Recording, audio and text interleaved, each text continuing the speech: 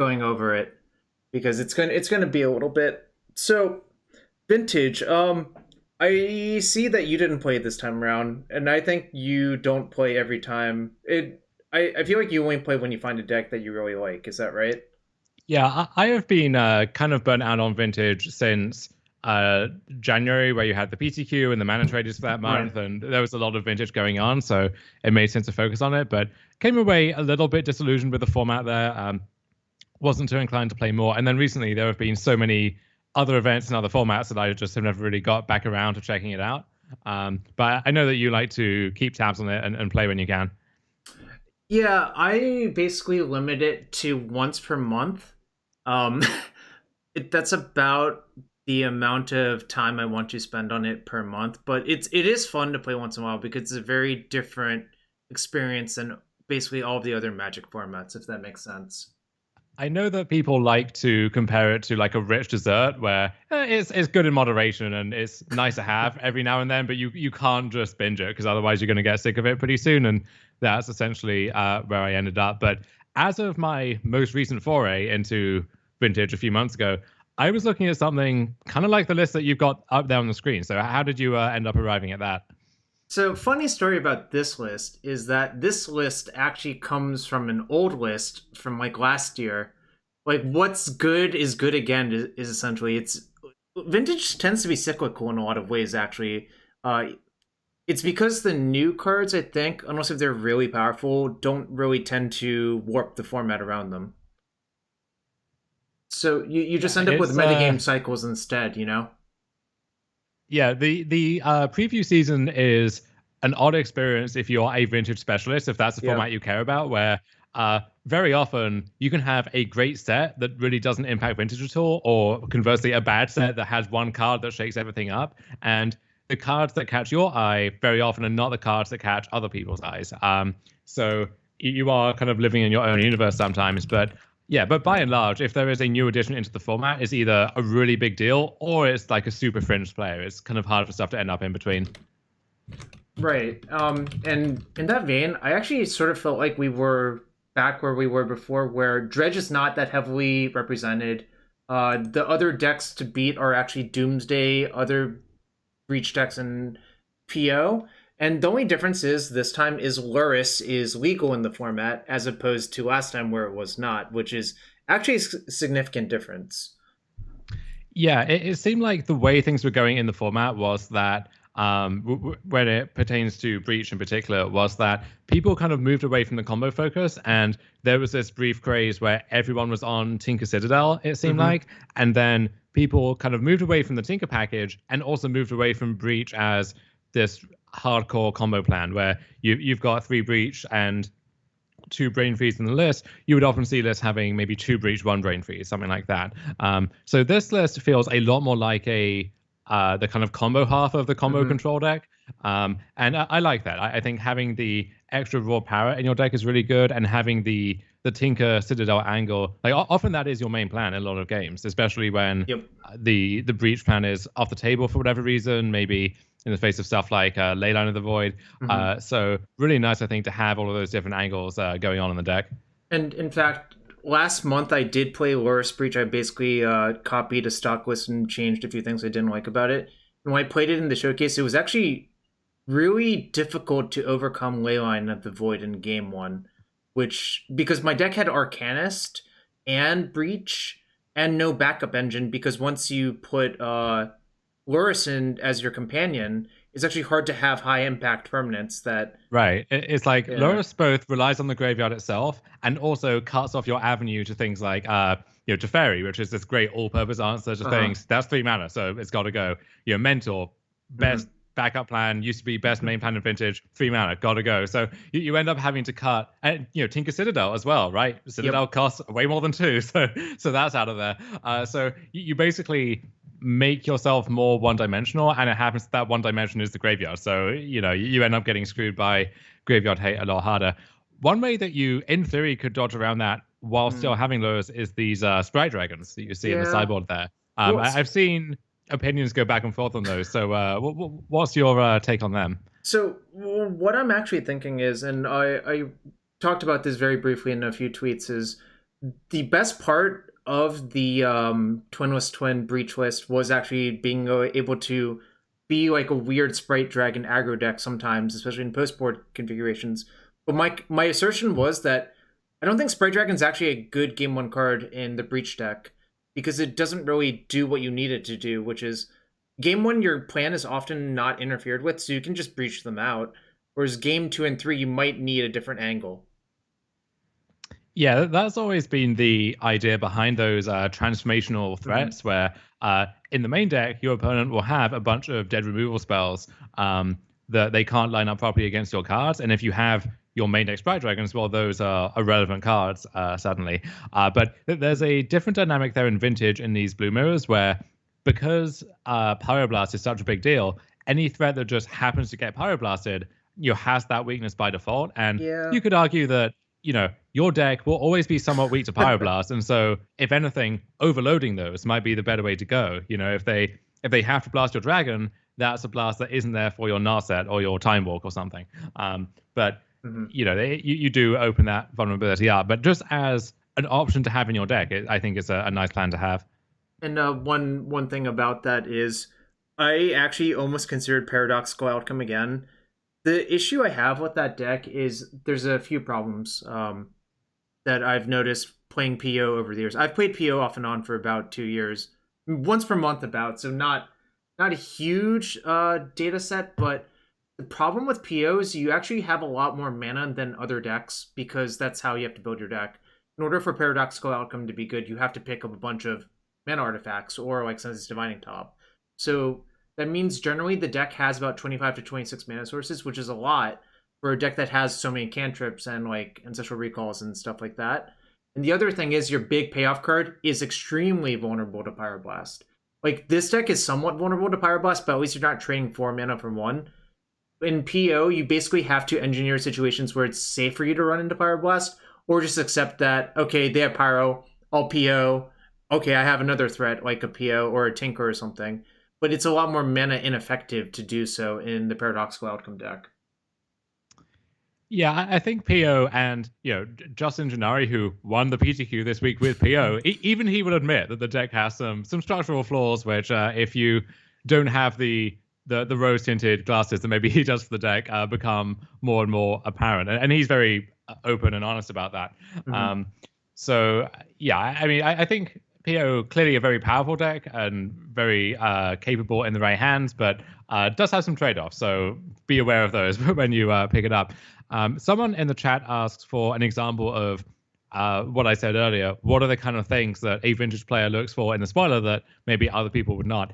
The classic example is any artifact basically I was about has to 2 give mana, that answer. Shaved off its mana cost just by virtue of Mishra's Workshop. So I think back to the Ikoria spoiler where Crystalline Giant, not a card that turned heads in any other constructed format, but for Vintage, if you can turn one of that off the workshop, then maybe there's some aggro shop deck that could work that into the mix somehow. So just stuff like that comes up a lot.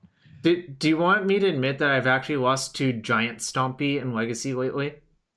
No, I saw that deck, and even though it is always frustrating losing to the red Stompy decks, I can at least tip my hat to the Giant tribal version. Tectonic Giant, Calamity Bear, Crystalline Giant. Bone Crusher Giant really is the hard worker. I was going to say, Stomp really rearing its ugly head in every format except Vintage, and maybe someone plays it in Vintage at some point. It would not surprise me, right? Honestly, that kind of feels like only a matter of time, because you can imagine a world where these like creature decks with a lot of Noble Hierarchs and Deathrite Shamans become popular. Maybe this is a good way to dodge around that. I don't know. Yeah. I don't know. So, anyways, basically, I came back to my old Tinker Breach deck, and I'm like, okay, what do I want to do with this deck? So the changes I made from this deck was I actually cut Mystic Sanctuary, and this might seem controversial, but I found Mystic Sanctuary to be kind of, how do I put it? If you're not a Xerox deck, I don't think you should have Mystic Sanctuary in your deck, is how I would put it. That's sort of a reductive statement, but often in this deck, you're fetching dual land so often, you're getting wastelanded off your duels. Mystic Sanctuary is going to be often just Toira West with no upside, and I think I can do better. I mean, obviously I still have the Gush for it, and it's like obviously powerful to put Tinker on top, but I've been burnt by it so many times that I eventually just cut it for this deck for basically another spell in the form of Lightning Bolt, which sounds crazy, but that's what I did.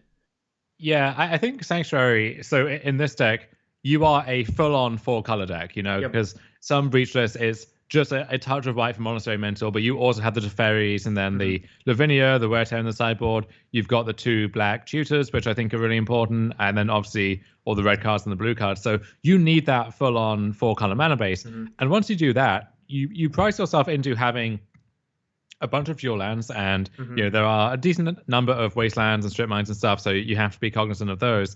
And then you don't have that many space for actual lands, and so you got 15 lands total. Some of those are taken up with duels. You need a basic island.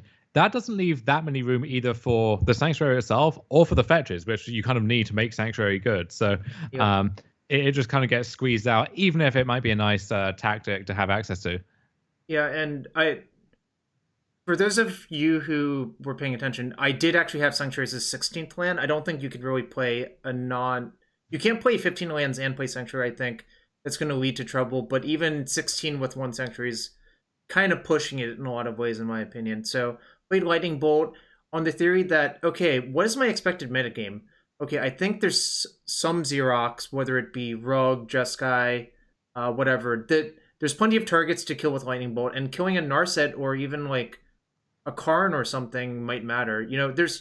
Well, I think Lightning Bolt is actually a decent card in Vintage at the moment, so I wanted to play 2 copies, one in my main, one in my sideboard.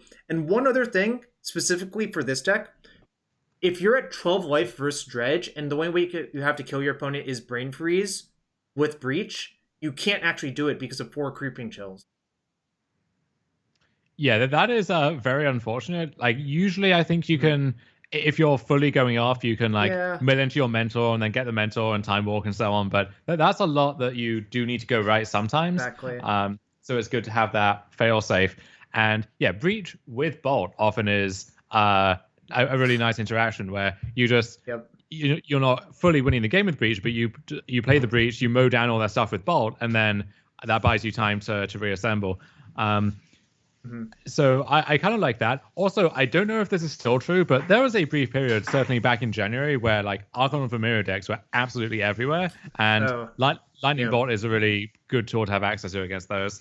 I didn't think about it specifically, but I did notice there were a few Bant Archon decks, and it was actually one of the decks that was performing relatively well in a lot of the things. And if you don't have something like Teferi 3 or Bolt, or even just some way to get rid of it, is extremely problematic for a deck like this. It's Rule of Law and a 2/3 Fire is going to kill you, not that slowly. 2 damage per turn adds up, especially with Exalted Triggers and stuff like that. And if you don't get rid of it, you're going to just have too many problems. Citadel's not very good if you can only play 1 spell per turn as well, right? Right. One thing I did want to bring up, because I think people are increasingly of the belief that Doomsday is the best deck in Vintage, and its recent results, I think, bear that out. And you see more people picking it up, because it used to be you would have a bunch of people playing Doomsday or trying to play Doomsday and failing, and then Discover N still winning every tournament, dragging the numbers up single-handedly themselves. But recently, more of the vintage crushers are kind of into Doomsday, and a bunch of the Zoomers who I still love the fact that you have 15-year-olds just dominating online Vintage. They all are getting into Doomsday. So there's a lot of it around, and you have to get through some good Doomsday players to win the tournament. That was always held up as a reason to play Breach. That, oh, well, I have Brain Freeze in my deck, so haha, lol, Doomsday. But is that actually your experience? It sounds like it's not. My experience is playing Breach versus Doomsday. I think it's a chess game more than anything else, and whoever plays better is going to win. And sometimes I time out trying to figure out what exactly is in their pile, because if they modify their deck list slightly from their last one, you don't know for sure. Things can change, and sometimes it's just kind of it takes way too long to find out what's actually in their deck. As a nod for that, I actually played Lavinia in my sideboard for Doomsday, because I think it's actually one of the better hate cards you can have that's applicable in other places. I don't want something like Archive Trap or something janky like that. I want something that has a little bit more flexibility. Yeah, and many of the cards that are good against the card Brain Freeze are also decent against Trap. So if you get if they have Discard or Faster Storm or something. So it's nice to hedge your bets with this permanent Hay card that you can just play as early as possible and don't have to wait for. Yeah, so I think that covers most of the build about the deck. The one thing about artifact count is, so you're essentially splashing Tinker into a deck like this. Like it's not really. Sometimes you're not going to have an artifact, but what is the minimum number of artifacts you have to have? I sort of just decided that 1, 2, 3, 4, 5, 6, 7, 8, 9 plus all my cantrips is enough. But that's actually a little bit low, I think, sometimes. I think maybe a 10th would be good. I don't know exactly how to fit it in. The deck is extremely tight in a lot of ways. It's worth noting that you don't even have Mox Emerald in the deck, right? Unless my eyes are deceiving me. No, I don't. I have Mana Crypt because I think that is actually a better card, especially with Sense's Divining Top, or with your Monastery Mentor, or, just casting the Tinker on turn 1 off Mana Crypt. If you were to add the 10th artifact, what do you think you would want it to be? It was Soul Ring in the last version I had. I actually cut it from the last time I played this deck for... what did I cut it for? It's kind of hard to just judge the changes. I think I probably cut it for...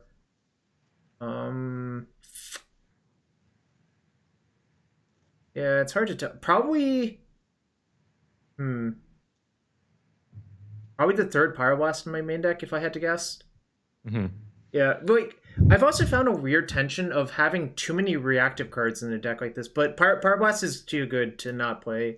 I think 3 of in your main deck, along with 1 Fluster. Kind of think 4 of that sort of effect is enough. Because if you start to put in more, you have to shave on either your combo elements, card draw, or win cons, and I'm not willing to do that. So I think that covers about everything. Oh, I like Mountain because of Shattering's 3 postboard versus Shop stacks. I also like Blightsteel Colossus for the same reason, but that's more defensible. You like the Sprees over something like Bifrost? Oh yeah, I think it's much better. The reason I think it's a lot better is if you need to kill 1 artifact, if you need to kill 1 sphere, it costs you 2 mana. Under Bifrost, it costs you 3. That makes sense. And I guess that happens so much that I'm convinced that people who play Bifrost just don't play against spheres. That's my only conclusion. And if you're not playing against spheres, then why even have the Bifrosts in the first place, right? Right. That it makes no sense. But I think if you want to play Shattering Sphere, you have to play Mountain. Therefore, you have to play 4 Scalding Tarn. Yeah. And my old list did not have Sprite Dragon in the sideboard, but I decided that, okay, I think Breach will still be targeted somewhat this weekend. I want to have another angle. Just going Sprite Dragon aggro seemed good enough to me. And are you just always putting that in the dark, or is it conditional on the matchup or another thing? Conditional on matchup. I don't like it in the pure combo mirrors because I don't think it kills your opponent fast enough. I also think it's sort of debatable if you're supposed to have it something like Doomsday. That's a weird combo mirror as well. I also don't love it if my opponent is playing Oath of Druids or something. I don't want to do that. Well, sure, yeah. No, but this is a real question because I've seen people leave in Mentor versus Oath, and I kind of think that's a mistake, but their counter argument is that it kills so quickly that it's not a mistake.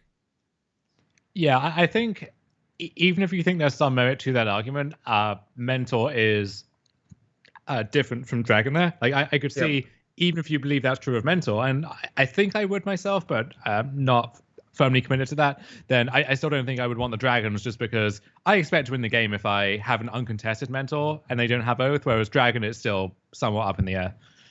Yeah, so I think that's everything about the deck list, unless if someone has one question. Let's see if anyone has a question real quick. But, yeah, I don't know.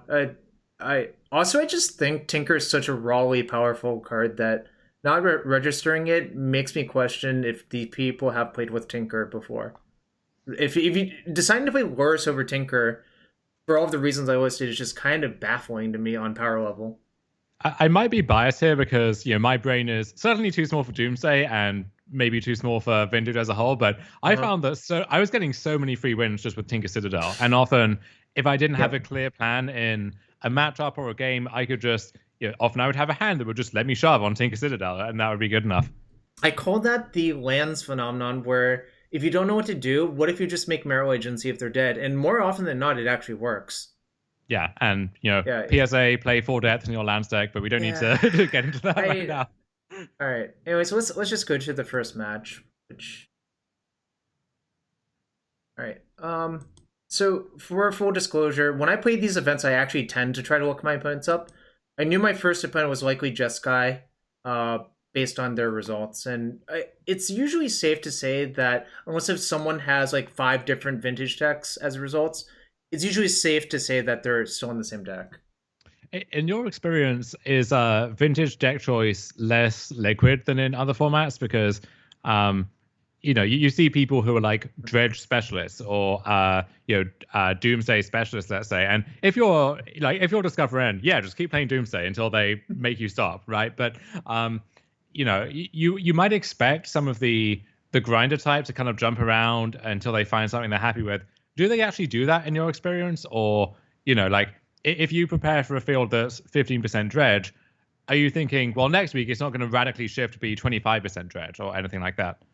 I think that's true. There are slow trend lines, I think, that happen, but there are some people I just know that stick to their deck no matter what. Like Discover N is 99% to play Doomsday. Sing Pang Man, like 90%. Although last showcase, Sing Pang Man actually dredged me, which was sort of unfortunate because I kept a hand assuming they were Doomsday, and I got severely, severely punished.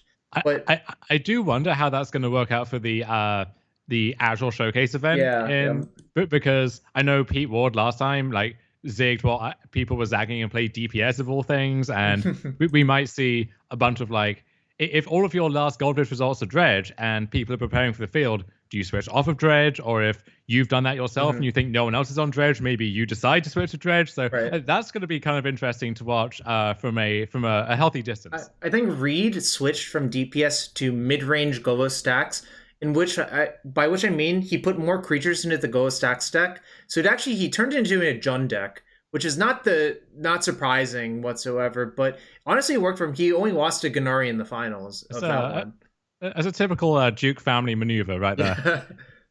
Yeah, no, he cut like all of the like weirdo like cards that are like situational one-ups just for like a bunch of stone coil serpents and like other creatures that are like Foundry Inspector. And honestly, when I looked at his deck list, it looked very clean and it looked like it made sense. So props to him for that one tournament. But I think generally, since the value of winning that tournament is higher than anything else, like it's basically your first or your last, right? Like nothing else really matters.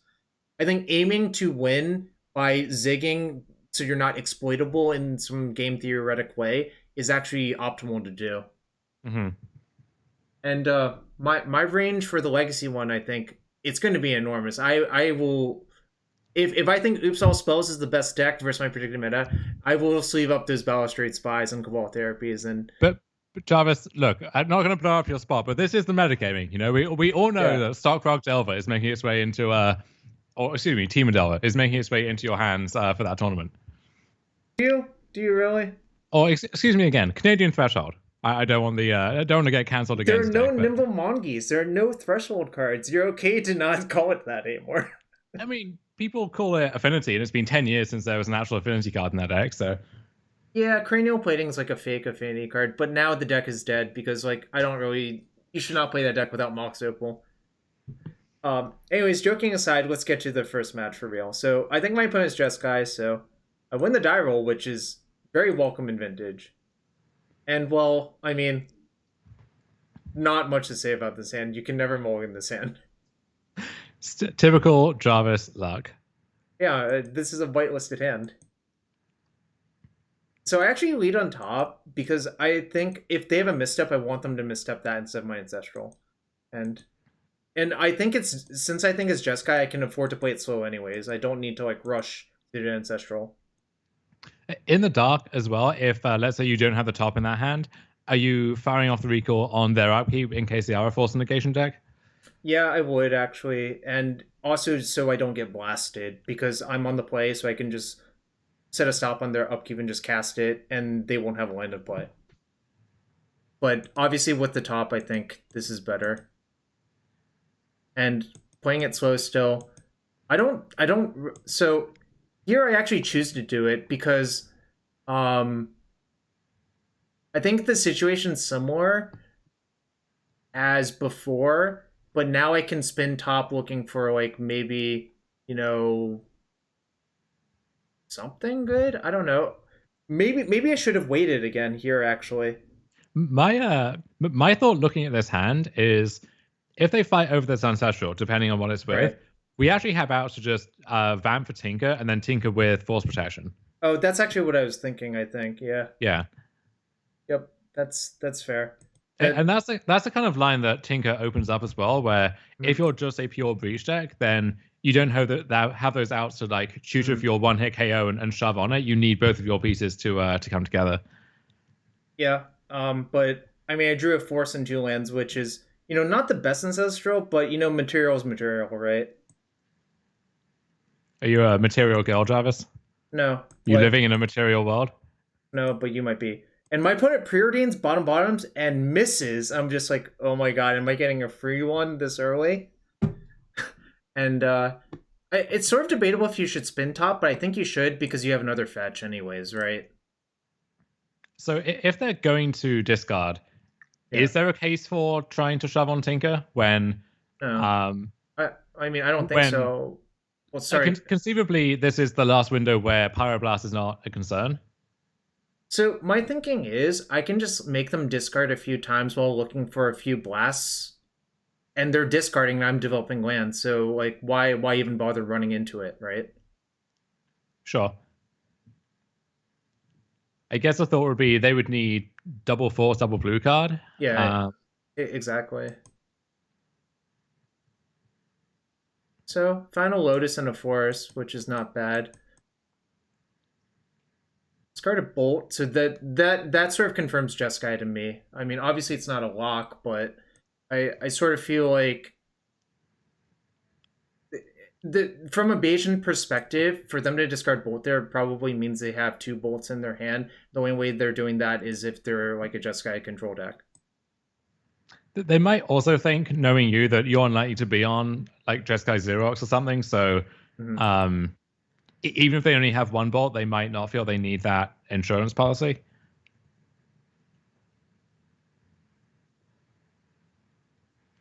I think I'd probably just spin again and probably just draw the 4s and continue to play it slow.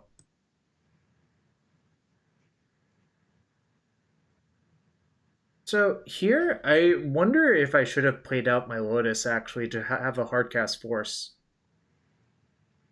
Is what's the case for holding it? Case for holding it is if I don't feel like I need to counter a DAC, then they can just minus on the Lotus. Sure. But I would probably just have to force a DAC in that scenario. Yeah, I think you would be happy doing that regardless. And then also, at this point, to play DAC, they would need to crack their Lotus as well. So I think you would be fine with that. But yeah, that's a small thing. I just realized that just now, and that's the point of doing these, right? Yeah. So Arcanus I don't care about because I think I know there's a lightning bolt on top of my deck is the actual reason why. I was trying to remember why. I'm like, wait, I had a reason. And Bolt plus Time Walk is not bad. I mean, I can maybe try to overload them on stuff. And I go for the EOT Bolt because it uses my mana better, and it plays around Force of Negation on the Bolt. Sure. So they force here, so I think, well, if they're forcing here, I'll just force back. And then there's the blast that we sort of expected, slash, there's a lot of force, there's a lot of blasts in Vintage. And it dies. So now the question is, do you go for Tinker this turn? You can, if you want to. And I guess if you do, are you committed to drawing the top? Because I get you could vamp on upkeep, right? Get Tinker and then just play Lotus and Tinker away the Lotus. That does mean that you don't have your top in that. I guess either way you're losing your top, right? Although not actually no, because so you draw top, you crack your fetch, you vamp, you spin top, you Lotus, and then even if they do have a force, you then are drawing top instead of a random card, which I think is probably better. So I think if you're vamping, it makes sense to do it this way. So given how that sequence played out on their turn, where we draw the bolt, we bolt, and then they force, we force back. Once they don't have a second force there, are you thinking they just don't have it at all? Or is there a chance that they are holding it still? It feels like they're soft to me, but I also think I do something inexplicably weird here. Let's see if I still do it. Yeah, this doesn't make any sense. Okay, well, you'll see what happens, but I think I regret doing this. So the idea is we're going to Find a blast or something like that, but okay. I think what I should have just done is just play the top and say go, untap, play time walk. Like, because here I'm basically doing the same thing, right? Except the top's not in play. Sure. I guess there might be a case for having a top activation. It's not just Pyroblast, right? It could be a bunch of other things which are good here, which means you don't need to shove, or you have 2 threats queued up. But so now that you see these, is there a case for you're shoving away your top? Interesting. I might not be. I don't remember what I do. I might just cast Time Walk here. I think that's what I do. I think I probably, now that I'm at this spot, I probably just put the Gush on top, play Time Walk, draw with a Gush, float mana, Gush, or it's kind of complicated, right? Because I could either Vamp Tutor first, then Gush for the card I Vamp Tutor for, or I could just Gush into the top, use the top to draw the Tinker. Regardless, I should have just, I think, played it slow and just played top, set, go, and untap, draw, time walk, and cast time walk instead of doing this. Yeah, it is an interesting spot. I think from here, I like casting time walk, and then we could still go for the Vamp Tinker line. But if we're doing that, I like drawing the Gush first, right? That feels better than anything else. So I think I like draw Gush and then lead on Vamp and see what happens. Yep. And I'm pretty sure once you're in this spot, it's so natural to do that stuff, I think. I think I was trying to like 5-head my opponent by doing this, but this doesn't really do anything. Like, this just doesn't make sense, right? Somehow, sometimes you're the 5-header and sometimes you're the 5-heady. Yeah, so wait, did you like leading on Gush first? Leading on Vamp, because I think when we know the second card is a land that we don't want, I think the value of 2 random cards is better than top plus dead card. So I think the reason I kept top is because I was convinced that top plus Citadel was going to be one. But I think now that I've done all this, I basically haven't accomplished anything, and I've wasted all my resources in the worst way possible. So, I mean, it sounds a little bit harsh, but I think that's the reality of the situation. So now I cast Vamp. And I think I end up getting the Tinker. And with this way, we kind of have to, This is just the same thing as before, except I spend a lot of time not doing it, right? And I've thinned my deck of good cards. Also, oh, Jesus. Yeah. Oh, Lord. So basically, that was the fawn I was afraid of before as well. And I don't know. This game got out of hand for basically no real reason. And look at this. This is like a real card in the matchup because I can't.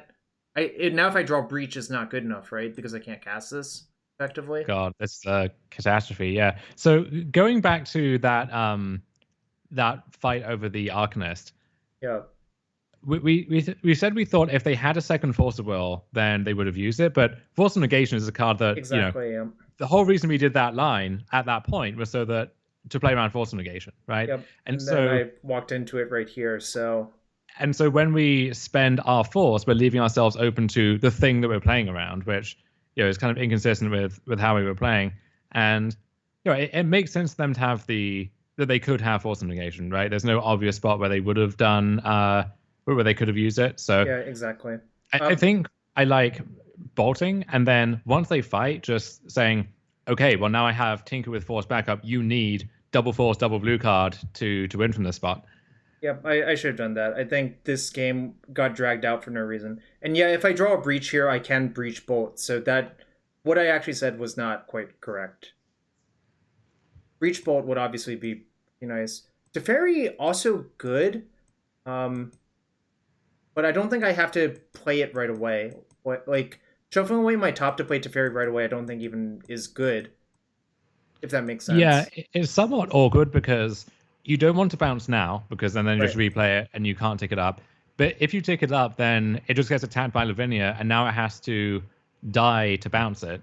So you're not getting the shields there if you had them to begin with. So ideally, you want to save that for a turn where you can Teferi and then follow up with something good.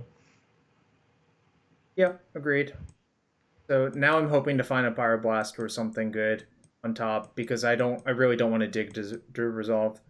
And well, that's not the same, but that is still pretty good because look at this. They only have 0 cards in hand. So if they dig into Force of Will plus something, they have to force this, and the breach maybe kills them. Well, it doesn't though this Yeah, turn, right? right. But Not this we turn, have but it queued next up. turn they'll be Yeah. Hellbent, right? So I think this is actually pretty good. So we see what happens with the dig. Look, they don't force, so I just bounce Lavinia and get a freebie, right? Mm-hmm. All right. And here, let's watch the fun part because this is the fun part of Vintage, right?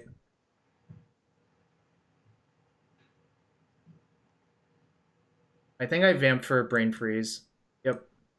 And we have exactly enough cards as well. Very Yep. nice. I looked at that before. This part's not the hard part of the deck. This is the easy part, right? Well, that's just math, and math is easy. So. All right. Anyways, did not navigate that the best possible, but my opponent's draw was not that good, and I got a little bit lucky to win. So we take those, right? I sided out 1 Brain Freeze, Mystical Tutor, Urkel's Recall.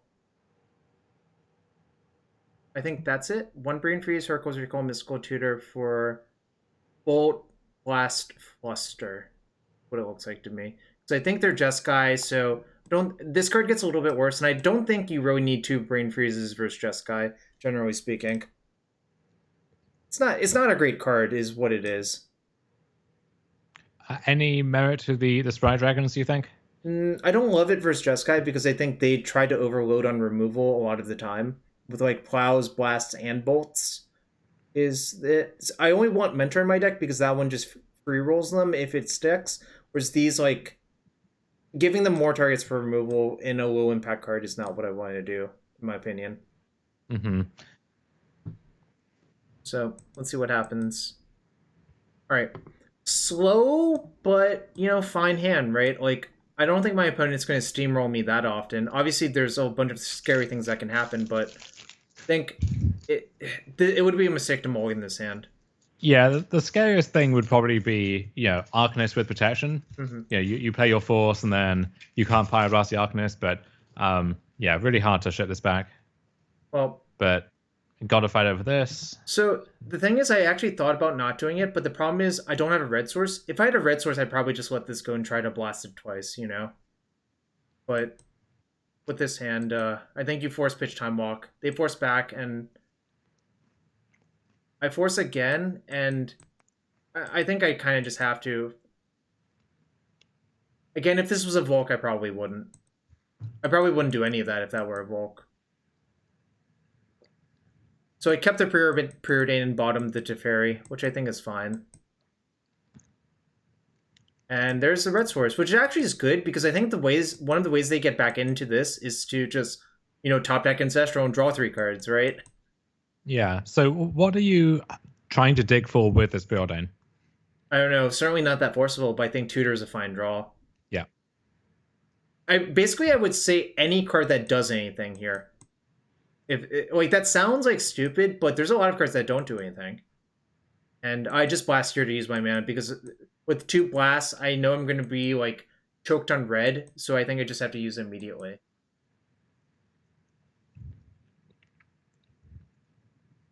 So, question is, I think I end up do Demonic Gang for Ancestral, but it's kind of awkward if they have Blast because this doesn't really protect it.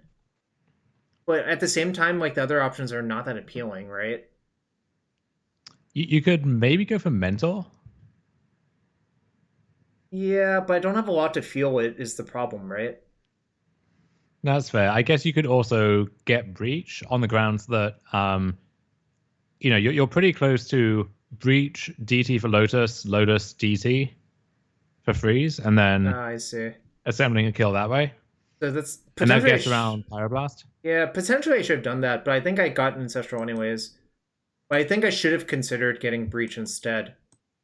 All right. Yeah, this is like the one downside of not having the Sanctuary in your deck, where Yep. there's such a big benefit to having Recall just in a game zone where you can just like Sanctuary it back and try it again. But yeah, see, if this happens, we're now kind of just playing draw go, and okay, we have a Pyroblast and we have more mana than they do. We have some good top decks, but I don't think we're actually that far ahead if we are at all. But this is the easiest Pyroblast in my life. One good Pyroblast deserves another, right? Absolutely. So anything, if I draw... Well, okay, well, there's the mentor you wanted to GG for. So I'm obviously playing it now, because what else am I going to do, right? Is that why you invited me on Jarvis? It's just to brag about how good your top decks were? No. I invite you here to show you how badly I play and get lucky. All right. Lotus is fine. That Lotus means any breach is lethal now, I think, right? Yep, it's just trivial now. Yeah, it would have been anyway, I think, but I mean, we're good to go.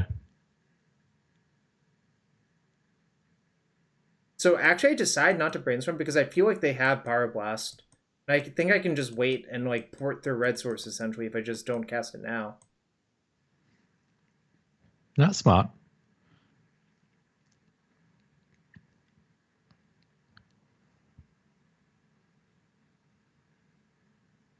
And like literally I can just wait and just put pressure on them because I know they're not a combo deck. I know they're like a controlling deck. So if I just sit there, they have to take action on their turn eventually.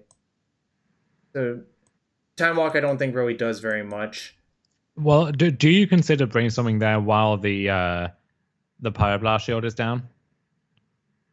I suppose I could have vamped for Breach and cast Brainstorm, but the thing is, I want to see what happens on this turn cycle before I engage in that.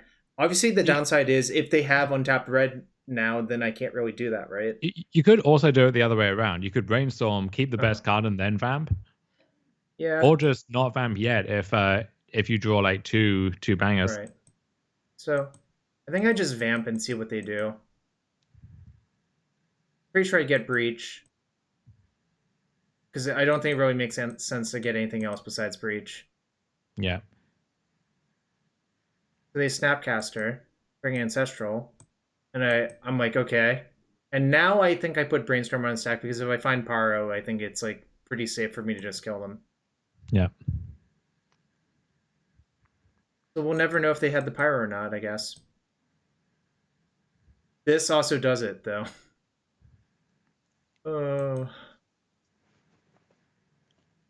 And look at all those monk triggers. All right, so not the best played game for me. I think this one is like closer to being played better, but the first one wasn't.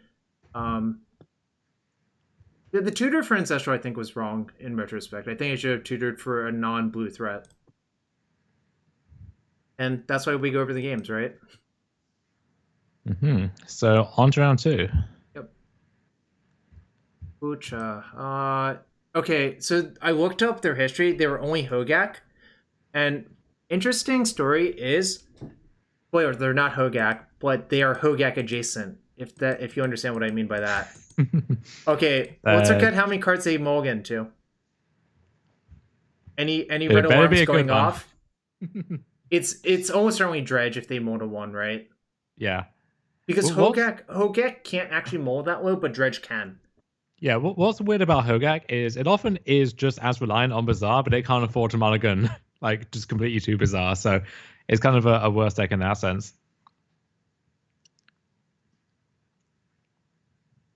So I just played the Mentor and... But you actually hit the like the 1% or whatever of them just never finding Bizarre. Yeah. And I'm giving them a little bit of information, but it's not too much. I just want to kill them ASAP before they get out of this because, you know. I mean, everything so far is consistent with Xerox, right? Well, yeah, I mean, I played a Mentor and a Gush and a Brainstorm, but the thing is, that kills so quickly that it doesn't even matter that if I'm Xerox or not, right? Right. So, we get a free roll. And here, this is one I'm really glad. I have Yixla Jailer in my sideboard, and that card is a hammer in this matchup. Like, so some people play Ravenous Trap and stuff like that. I think Jailer actually colds Dredge a large portion of the time, unless they have specifically Sickening Shoal or Contagion. Mm-hmm. I also have 2 Soul Guides on my sideboard, so obviously those come in as well. I've played Tabernacle in the past. I kind of feel like that card is honestly not very good versus Dredge. Like, it's okay, but you need a very specific setup for it to be good enough, in my opinion. Yeah, it's weird that there are a bunch of game states where Tabernacle is like literally the best card you could ask for, and then in so many of the others, it just doesn't do anything, basically. So it's like very heavily polarized. Maybe that's an argument for having exactly one, just for tutor equity when that counts, but I don't know. In a deck like this, I think it's better to play Jailer, because I think you just want the sort of proactive thing that honestly doesn't get force of negation, because a lot of times you have to like tutor for your Tabernacle as well, whereas if you just have a natural Jailer, it might be good enough to just slam it on 2. Mm-hmm. So otherwise, excuse me, we bring out Misstep, Recall, Gash, Narset Probe. We swap Citadel for Blightsteel. Pyroblast come out. Mm-hmm. Flusterstorm goes in because it's basically the same as Pyroblast, except it also gets Force of Vigor. And then... I cited another Lightning Bolt just in the off chance you have... Like, I think it does enough. The Breach Bolt thing, again, one thing. But second off, sometimes bolting your own creature in response to a bunch of bridge triggers can be relevant. And how do you... Is it... Sorry, go ahead. And I just kind of think the second top is unnecessary. I don't ever want to draw 2 in this matchup. How do you feel about Lavinia? Oh, better on the play. Worse on the draw. Yeah. That's also why I took out Narset and Teferi 3. I think like they're kind of just mediocre 3-drops on the draw. Whereas on the play, they're like actually sort of fine. With that in mind, is there a case for, since you are on the draw, having Lavinia over the first Teferi, or is it that like bouncing Hollow One is important enough that... Yeah, that was my cutoff. And also like sometimes they have weird cards like Leyline of the Void. Like honestly, I think most of the Dredge decks cut that card, but I do not think it's unreasonable for them to have it. Oh, I also cited in Wear Terror for that reason, because A, it kills Hollow One, and B, if they have Hollow One plus Leyline, it's just a huge blowout to kill both. Yeah. So yeah, did all those things, and this is where we are. And well, there's the Sprite Dragon too. This is actually a matchup for Sprite Dragon because it closes the game very quickly. And it doesn't rely on your graveyard. So this hand's pretty good because you can also vamp for Jailer on turn 1. Or even Tinker, right? Yeah, but I actually think Jailer is safer versus them. Yeah. They can beat Blightsteel in weird corner cases, whereas I don't think they can really beat Jailer. So, all right, they powder away 14 cards. Obviously, like, it kind of matters, it kind of doesn't, but it's just good to know what they will probably not have in their deck, Look at the cards, I guess is what I'm saying, right? Look at the cards. At this point, you see 3 Cabal therapies down, so you don't have to be as scared of that anymore. So Mario asks, are they on Dredge or Hogak Mine? I didn't actually know after game one, except when they mold a 1, it's much more likely to be Dredge. That's what I was trying to emphasize. So, and they do turn out to be Dredge. I mean, it doesn't really change how I sideboard versus them, but it might change how I play a little bit against them. The counter argument, I guess, would be the probability that they don't find either Bazaar or Serum Powder is pretty low. Whereas you can imagine the Hogak deck, maybe they multiply looking for Bazaar and then just get a bunch of like totally non-functional hands. Right. But I don't know. So in any case, this hand's excellent versus them. And my opponent goes to 3 again. So we're really just running hot in this tournament so far. But they find the Bazaar in 3. I mean, from how our opponent mulliganed in the first game, if they mulled a 3, I just have to assume they had Bazaar, right?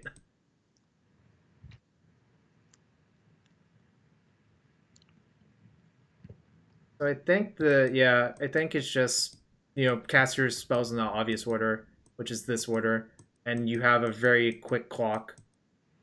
That's already a 3/3. It could be a 4/4, except I choose not to main phase the Vampiric because I want to see what happens on their turn. Because, okay, here's the thing.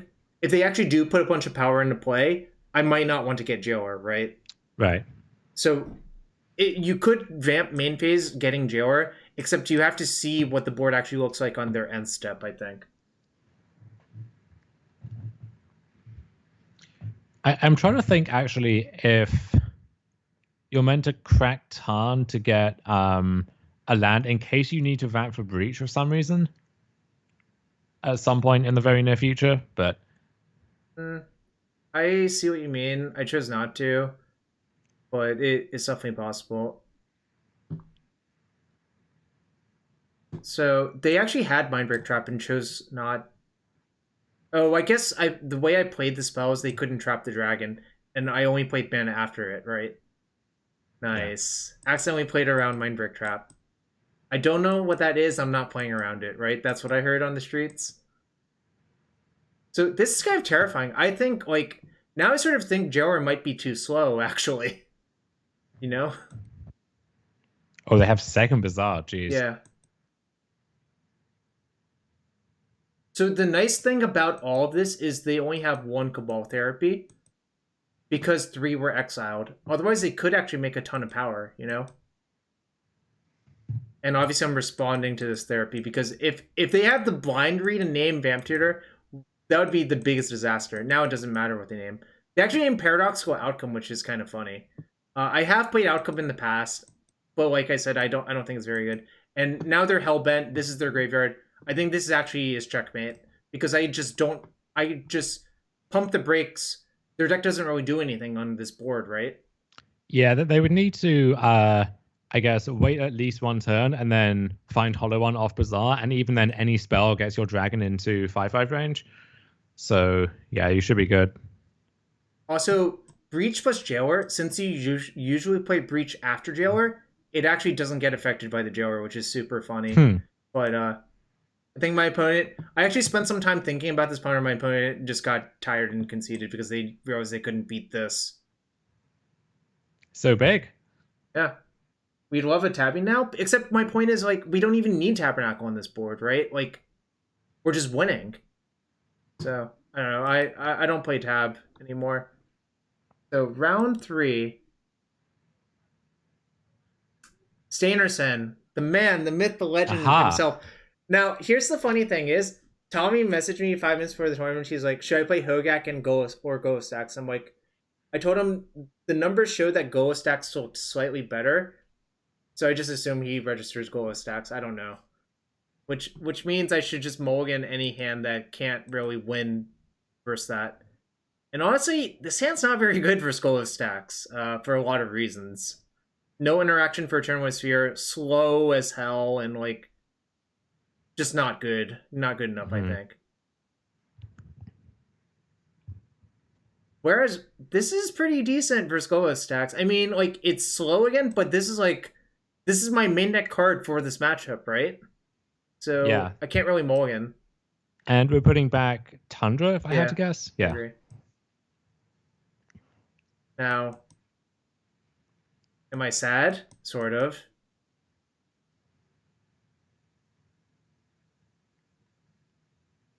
Pretty powerful start for Tommy. I guess Mishra's Workshop is just like that, right? Look, there's the strip mine, so it's just like, well, now this island's not even safe. But now I'm just going to fetch non-basics into the strip because, like, it doesn't really make sense to do anything else, right? Well, also, I guess I can literally only do that. Oh, jeez. So this is really bad. And I'm like, okay, I guess I have to cast Ancestral now.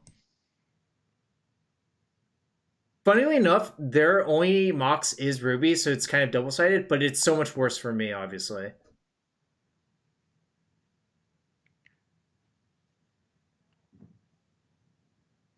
None of my lands are living! And Faster Storm. Perfect. I think I'm basically dead by this point. It's If there's anything good here, I'm basically dead. Inventor's Fair, which, and I draw a breach. I'm like, all right, never mind. I can't even win, even if he doesn't draw anything good for the rest of the game, because there's just 7 power in play, right?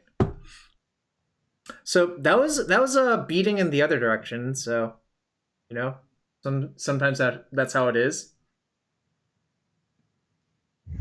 All right, how did I sideboard? All right, these are gone. This is gone. This is gone. This is gone. This is gone. This is gone. And all of my removal and the mountain came in. Mm-hmm. And your sideboard maps so that you don't have to leave in anything that you're too unhappy about? Yeah. Okay. I think my next worst card is probably like second top, if I had to guess, but that card's still perfectly fine, especially since I am relying on Tinker in this matchup.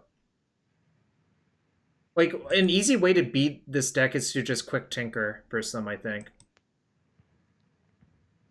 Yeah, I think I played against Tommy on, I think it maybe wasn't exactly Godo shops, but shops of some kind, when I tilt fired up a vintage thing with PO after like busting something else and had no idea what I was doing, but just, Tinker go burr and very easily just... If you just have 2 turn 1 Tinkers in a row versus deck, you actually will win because like their deck doesn't really operate on that access, right? That's kind of the issue I have with shops as a whole, is that obviously you're capable of some amazing draws yourself, but you cannot really interact with the best draws from the blue decks when you're on the draw yourself, and it's... So, speaking of the best draws from the blue decks, do you see the line here? So we're going to... we want to tutor for Tinker, right? But yeah, that's the obvious line to me. I would just play Island Say Go instead of draw tutor for Tinker and give up my top. I even have force backup, so it's just it's most likely good enough, I was trying to see if there was some way we could do it this turn, but no, we're definitely limited. And remember when I said I like Mana Crypt with top? Worked out perfectly, right? Yeah.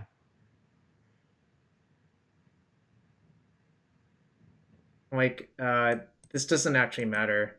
Like, it'll chump block the Blight Steel once, but it's not good enough, right?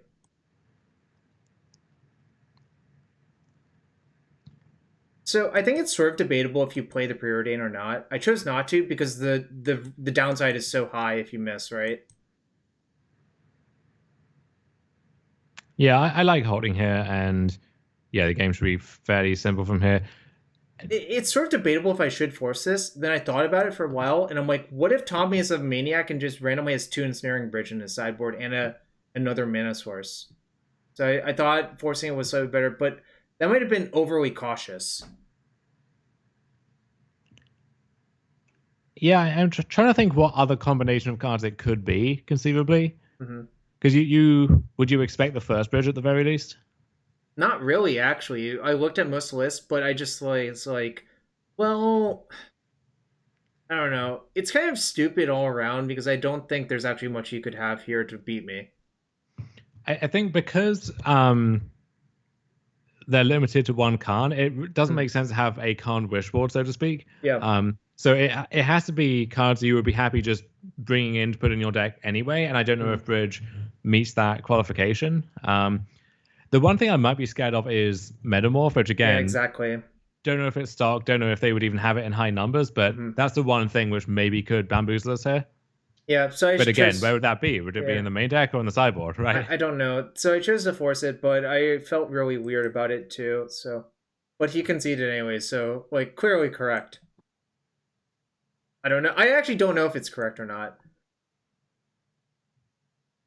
Still thinking about it. All right, game 3 on the draw. I'm like, well, I have 2 Shattering Trees and 2 red sources. Can I really mulligan plus some fast mana to get like through a thorn? I don't think you can really mulligan once you've decided to like build your deck this way, right? Right. Obviously, like Brain Freeze or the Teferi are not great, but I only left in 1 of each of those. I'm pretty sure.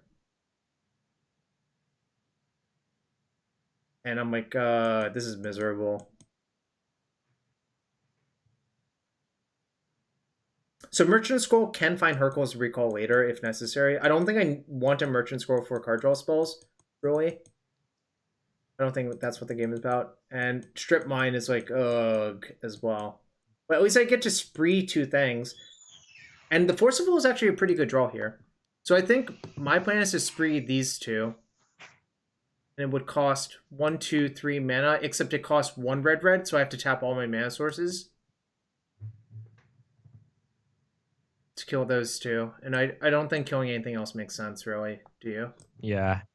We're losing our blue source, which is pretty terrible too, but yeah, really no good choices there. Yep. I do get to force something this turn. Crucible is a must force, otherwise I will have literally no lands. I pitch Brain Freeze because I'm like, I don't need it this game. And Tommy strips me, and here's where sadness is on the stack. Oh god. And like now I'm just like, all right, I'm probably dead now.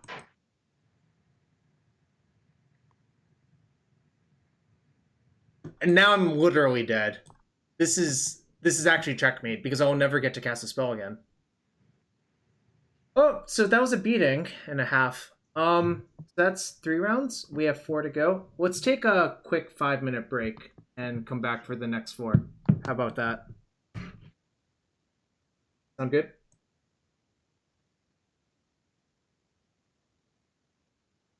Sounds good.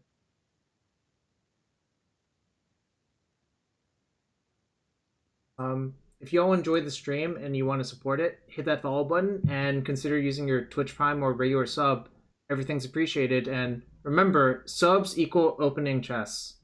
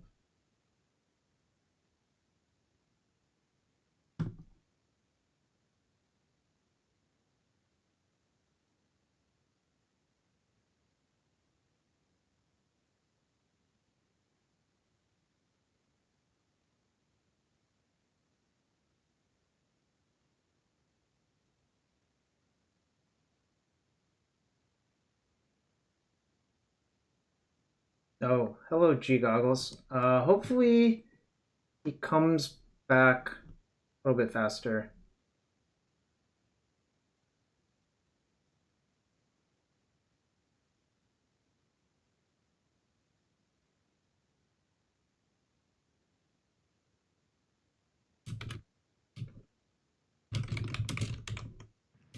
Okay. All right.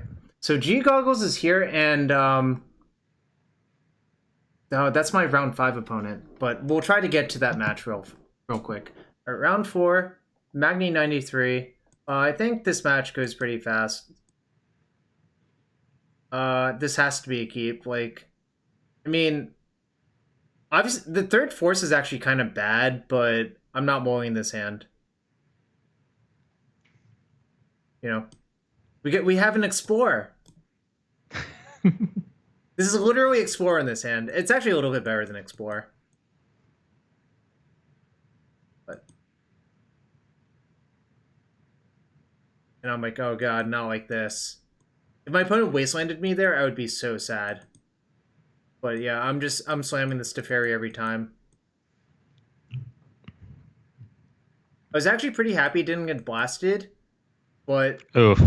No, yeah, Days is. I decided I have to fight over it, and I also I agree. I actually also decide that I should just cycle this because what if they just have Pyro in the next turn cycle? Then I get no value. Right. And like we are very close actually to just going off here, right? Yep. I'm like, okay.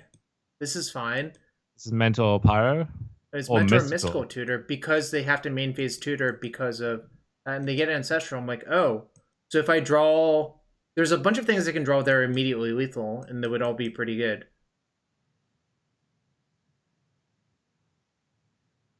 So I get Ancestral because it's not actually.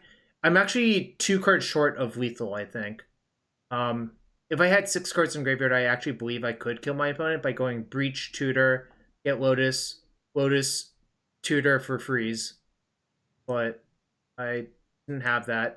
But you know, this is a good consolation prize, right? Yeah, you'd love to see that. We are going to lose our Teferi, so that's unfortunate. But and they get to resolve Ancestral, so They don't get to resolve Ancestral. oh no, they don't. Okay. I force it pitching Narset because look, I still have the Breach. I think now the Breach is actually lethal because I have enough cards in graveyard. And they're down to 3 cards in hand, and Yeah. is so they would need to have a force plus a blue card. So Yeah, so I decide jamming's correct because like what waiting seems really, really, really not good. When my hand is only that, and yeah, now that I resolved, they just concede because they know I'm getting the Lotus. Lotus Tutor freeze is such a natural kill, right? yeah, and even if that goes awry somehow, you still have recall and so on in your graveyard, so you can like rebuild and make something happen after that. Yeah. So now I think they are Jeskai, but it's hard to. Oh no, Underground Sea, Mentor. Never mind. They're 4-color, probably PO. It's I hard would to tell. say It's close, right? I would say Daze is the loudest signal there. Oh, so it's probably Breach then, right? I mean, Daze isn't even that stock in Breach, Yeah. right? But I guess 4-color isn't that common otherwise. Right. I seem to remember this player. You said you looked them up beforehand. I think I remember their name being tied to 4-color of some kind. But Yeah. My guess was Breach by this point, but I couldn't remember for sure. And it's like it kind of doesn't matter that much because both Fluster and Pyro are decent versus both Breach and PO. Obviously, they're better versus PO, but decent versus both, right? mm-hmm. If I knew they were PO, I would actually side in Shattering Spree and Mountain. But since they aren't, so I don't bother with that, and I just go a little bit grindier. I suppose I should side out Vamp Tutor instead of Top Hat as well, but I'm not sure. So in general, do you subscribe to that philosophy of boarding out the top deck tutors against blue mirrors? So it's weird you say that because I usually leave in Vamp because it doesn't get blasted, so I can go get a creature threat or a breach. But I do like siding out Mystical Tutor. So yeah, I guess I split the difference is the actual answer, right? I think when you have the Sanctuary in your deck, then Mystical becomes better because again, having access to Ancestral in a zone is more important. But I honestly kind of like keeping Mystical anyway, but I think I am more a fan of that card in these spots than a lot of people. Yeah, I think it's fine to take it out as well. It just depends on how you want to play the game, I think. So I do that, and well, this is a garbage hand. This is not great, but keepable, I think, is how I would put it, right? Yeah, so you're putting back Teferi, I guess? Yeah, I think so. Yeah. Yeah, Teferi is the oddball out in that hand, right? If I get a second land, the tutor is so insane. Oh, and they're down to 5, so that's kind of encouraging. Yeah, and they cast an Explorer, and I'm like, all right, that resolves. I'm not forcing it. And not forcing that one. They top both. That's kind of terrifying, but this is actually a really good draw because now I can preordain and leave with the Pyro. Yeah, either Sapphire or Ruby there is great. Even Jet, honestly, just to enable DT. But this is kind of interesting. Am I supposed to keep either of them? Am I supposed to keep one? I don't know. It's kind of tricky. I think I like. I mean, we don't have a graveyard yet. So Breach is actually a decent way off from really doing anything. Yeah. Let's say we pick a fight. Preordain's the first card. We force, we Pyro. That's 3.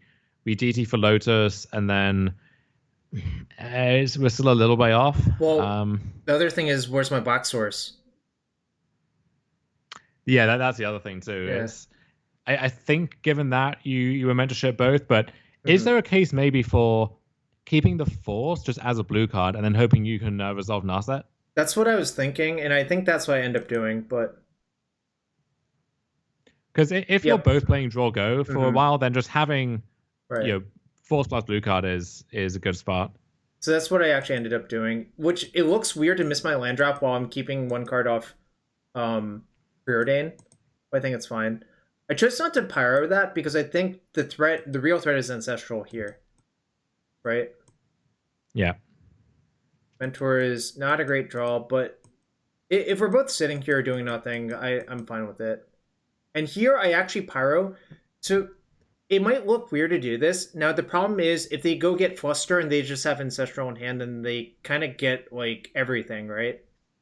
Yeah, it's both that, and then if they have an insurance policy, they can Mm-hmm. hold up Fluster as insurance policy. Or again, this is what I keep harping on: is once they find their ancestral, I assume Days means that they have Mystic Sanctuary, or at Yeah. least I think those two are pretty heavily correlated. And so, again, I don't want them to be in a spot where they can ancestral eat your Pyroblast, and then Mm-hmm. they're a fair bit away from Sanctuary at this point. But if the game goes on super long, then that could be a concern.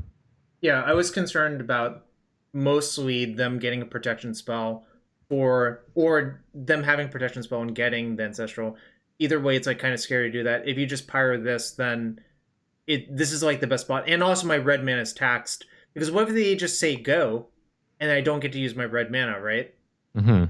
So I think for all those reasons, they misstep. And then I choose not to force, and I think that's fine. Um, and they do in fact get ancestral. So that's a really good draw. I mean, Oh, it sure is. if I'm Yeah. not going to draw land, drawing that is pretty good. So this is interesting. They played Teferi here, and I'm like, okay, now I'm priced into playing this. But now I'm also thinking, well, if I win the counter war and I draw land, I get to blank their ancestral essentially, right? Mm-hmm. So let's see what happens. Obviously, I think pyroing it makes sense. And now I'm rooting for a land, and there's the land. And now their ancestral doesn't even look good, right?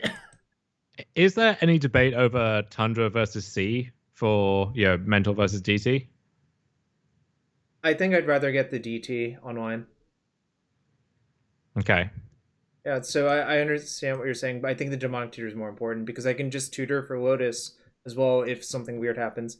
So they force here, and I know their last card is ancestral, so you just force back 100% of the time, and this got really, really, really brutal for them, right? Them deciding to play the Teferi actually like was really backbreaking, right? It was like Force, Citadel, and some nonsense card, so I just took the Force even though it's dead right now. Oh, and they pitched Fluster? Yeah, so I know their last card's ancestral, so it's just a reach through miss Sure, on my sure. turn, right? That looks decent. And now, kind of, I think I take Fluster, but it's like kind of defensible to take. I don't think you should take the second Force, but Fluster or top makes sense, right? I like Fluster, I think. Yeah. I think Fluster just makes so much sense. Just if you show anyone that situation, they'll take Fluster Storm almost by default, right? And I'm like, okay, that's a reach through miss. Mine is not reach through miss. And I think this I do have to force because they could just steal my Mox, and that's like pretty bad for me. There's actually a small amount of merit to not forcing that, I think, as well, right? There is some. Yeah, because it's really doing nothing for them. Well, the problem is it would steal my Mox, and I think that's actually really debilitating for me, right? Also, if your Narset does somehow die, then it's kind of catastrophic for them to have a DAC in play. Oh, yeah. Yeah, so I think it's actually correct. I played around Days. I think it's free. It's not Also, literally free, but if this is like a Xerox deck of some kind, it's so nice knowing that you don't have to be super concerned about like, oh, I spent my force and then they just drew a breach or something, right? mm-hmm. Gush as draw one is not what you want to do either. I mean, really, really, that sequence of them to fairy get blasted, untap, me draw land for Narset, win the counter war, actually won the game on the spot, right? Hmm. Well, all right. Now we get to the G goggles match, and G goggles here, and this person has a pretty wide range. I think they're actually mostly known for chops, but obviously anyone can switch, so it's hard for me to get a read on what they were playing. They've also played like Grixis Urza before. Okay, like the Samrolf Whole Breacher thing. I'm not. No, it maybe. I'm not sure. I don't know. Anyways, for those of you who are wondering, I keep seeing people play that deck, and it keeps doing very poorly. So I would advise you to stay away from that deck. Like literally, I've seen it played in like 4 straight events, and it looked like it did terribly in every single time. Frankly. Oh, it was Gigal's list. Except it looks like it's really bad now. Frankly, I don't know. I can't even explain why. It just doesn't win. I see Sam and Nathan winning with it all the time, but no one else ever seems to. So there you go. Anyways, first unknown. Probably just have to keep, like, it's clunky, but you have a pyro, you have a bolt. So like you're hedged versus different things with this hand, right? Like if they're shops, this hand's sort of okay, except like not really.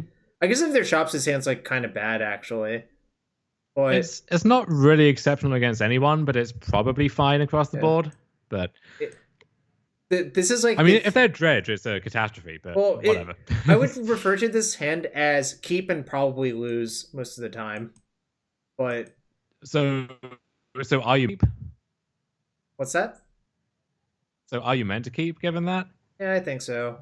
Do you have enough faith in your deck that you can find better?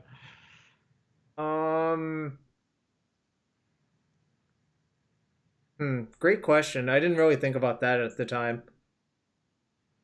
I probably should have, but I usually just keep those hands if I'm borderline. Although maybe London Town means I should just mulligan. I don't know. Well, I kept, and this is what's happening, I suppose, right? So keep Time Walk, Ship Volk, yeah, and cross your fingers. Yeah, Explore is literally a good card here, so. And Probe means, well, not chops probably, although... And now the jig is up. This tells you everything you need to know, right? Jarvis, the jig is always up. Is it? We're getting doomed. Or Necro. Okay, just Doomsday. I assume I'm dead, because, like, if I'm not dead here, like, it's really baffling.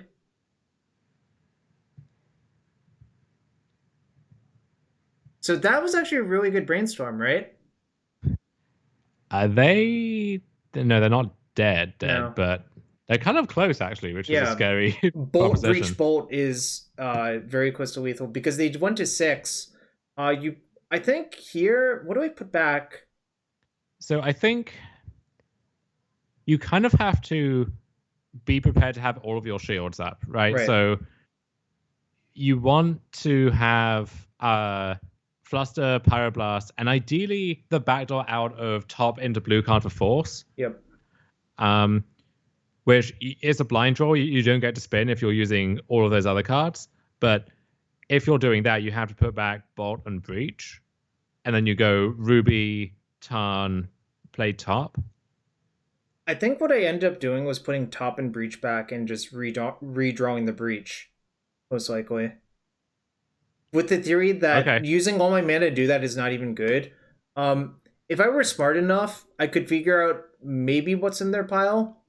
I know Lotus, Ancestral, Oracle are probably in there, but the problem is they still have a bunch of cards in hand, so it's hard to figure out what else is in the pile.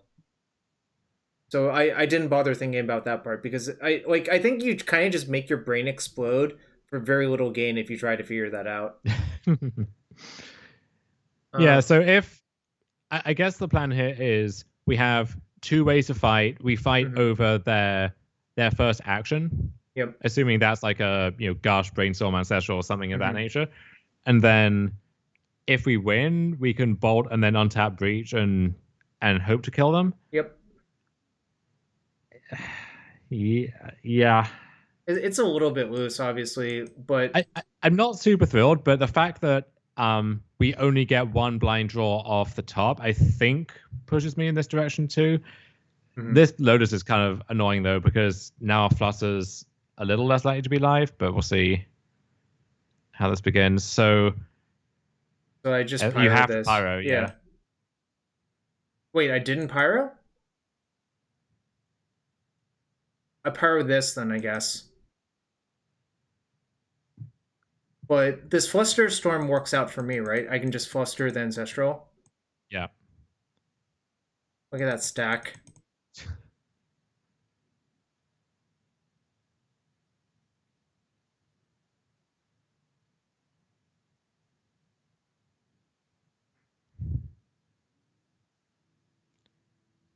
All right. So they had a misstep. I play this out.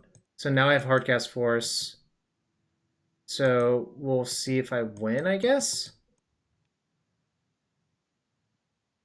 We get got by days. No. Wow.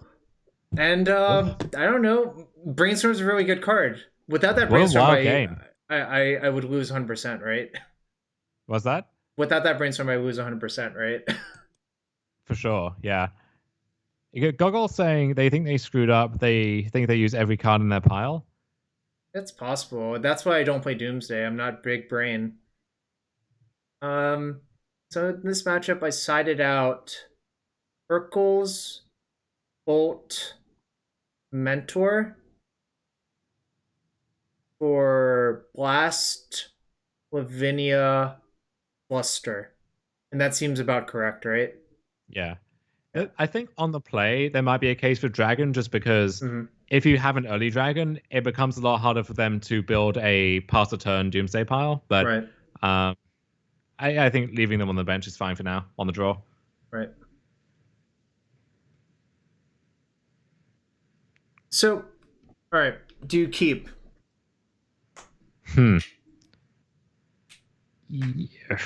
Yes, I think.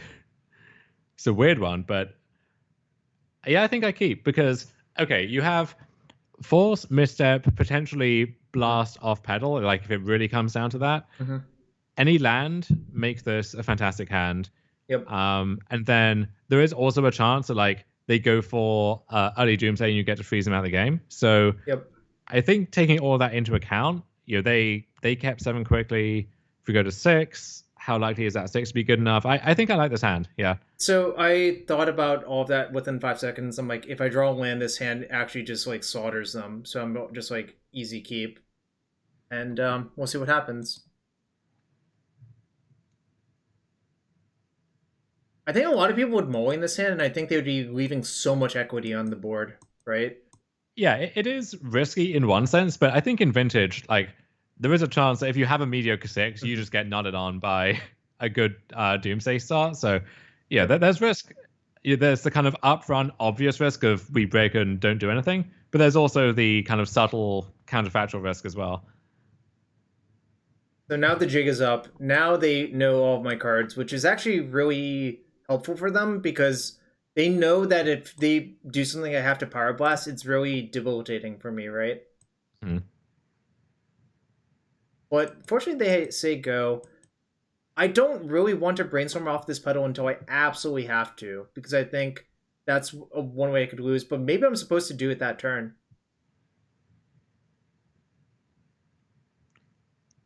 If you miss though, it's so. And the thing is, it's I guess a blue land lets you cast Mystical, Yeah. so you get a shuffle effect that way. But if you're banking on just drawing a fetch land, as we went into in the Mystic Sanctuary discussion, we don't have that many of those in the deck. We only have 7. Yeah. So yeah, I chose not to, but I would actually not fault someone for casting Brainstorm right there as well. And yeah, I cannot pyro these preordains. Obviously, Citadel, great draw. I decided to It might actually be the worst draw on the deck, right? Yeah, it is. I decided to discard it and just give up on Tinker because I don't think this game's won by Tinker ever. If that makes sense.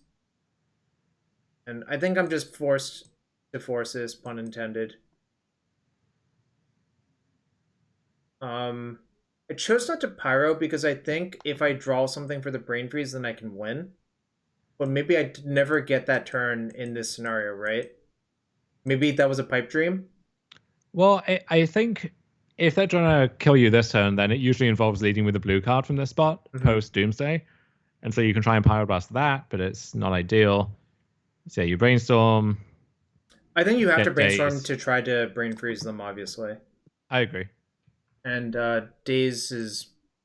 I mean, now I'm just dead in the water unless if... They say go? Whoa. I would have expected dive right there, but I don't know what happened, right? Maybe they think they can wait a turn for protection. That must have been it, right? Yeah, they decided they could wait a turn for protection. Yeah. They might also be thinking, let's say you draw exactly land. They want to present a pile that beats like freeze with no additional storm. Which maybe adds some weird stuff into the equation. Because let's say they have nothing else. If that top card in the pile is your Ancestral, Brainstorm, Gush, then if you're able to freeze them, that by itself is lethal, right? So building a pile that beats both Naked Freeze and also Pass into Freeze maybe requires some, 5-head maneuvers, but... Yeah, so maybe they put the Oracle 3 down. So if they get freeze, they can just draw the Oracle and cast it, right? Sure, yeah. Yeah, so their top card in the pile was probably Flusterstorm then, if they said go like that. Which sort of makes sense. Well, this is the opposite problem from the hand last game. And this is like a reluctant keep, I think. The beauty of the London Mulligan. Oh yeah, this Citadel cannot... hear me out here. Is there a case for tutoring for Lotus and then just jamming Citadel? I guess you could just do that with Tinker instead, so ignore that. But yeah, I was about to say that doesn't make sense. I guess it's better against exactly Fluster, but... So, maybe I should just cast a tutor on one, but I didn't know what I wanted to get. For sure. Like, I think there's scenarios where you don't even want to get the Tinker. I think having 2 tutors for freeze is actually pretty good. Yeah. I think I don't cast Instep? Interesting. I think that's a mistake too, potentially. Because the problem is I can only cast 1 black spell per turn, right? Yeah, I can see the argument for if they have to Doomsday and pass, then you can go like end of turn vamp, and if you get freeze, you can win. Or if that gets countered, they have misstep or something, you can untap then DT for freeze. But I think black mana being a limiting factor is a bigger deal there. So would you just be getting Ancestral, or what's the plan? I don't know. I just feel like since I had such little black mana, I should have just cast one of them. And yeah, I think probably just getting Ancestral was probably best. Just seeing what happened.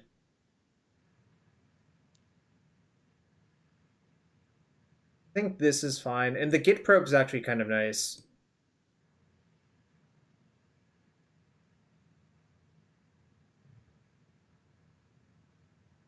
Well, that's a hand.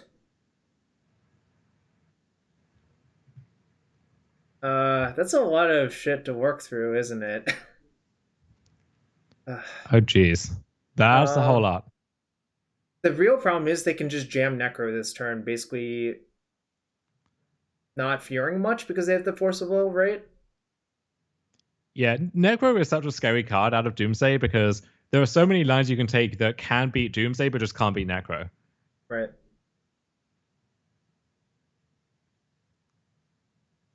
I could have also cast Ponder instead of Preordain. I don't know. There was a lot of things I could have done that turn differently. The Mystical... The problem is Necro means... Yeah, Mysticaling for freeze is not a free win anymore. And the double top deck tutor is kind of bad, frankly. Like... Yeah. So I just cast this one to see... And they do force it, and I'm like, I expected that to happen, but I kind of think I also just need it to happen that turn as well.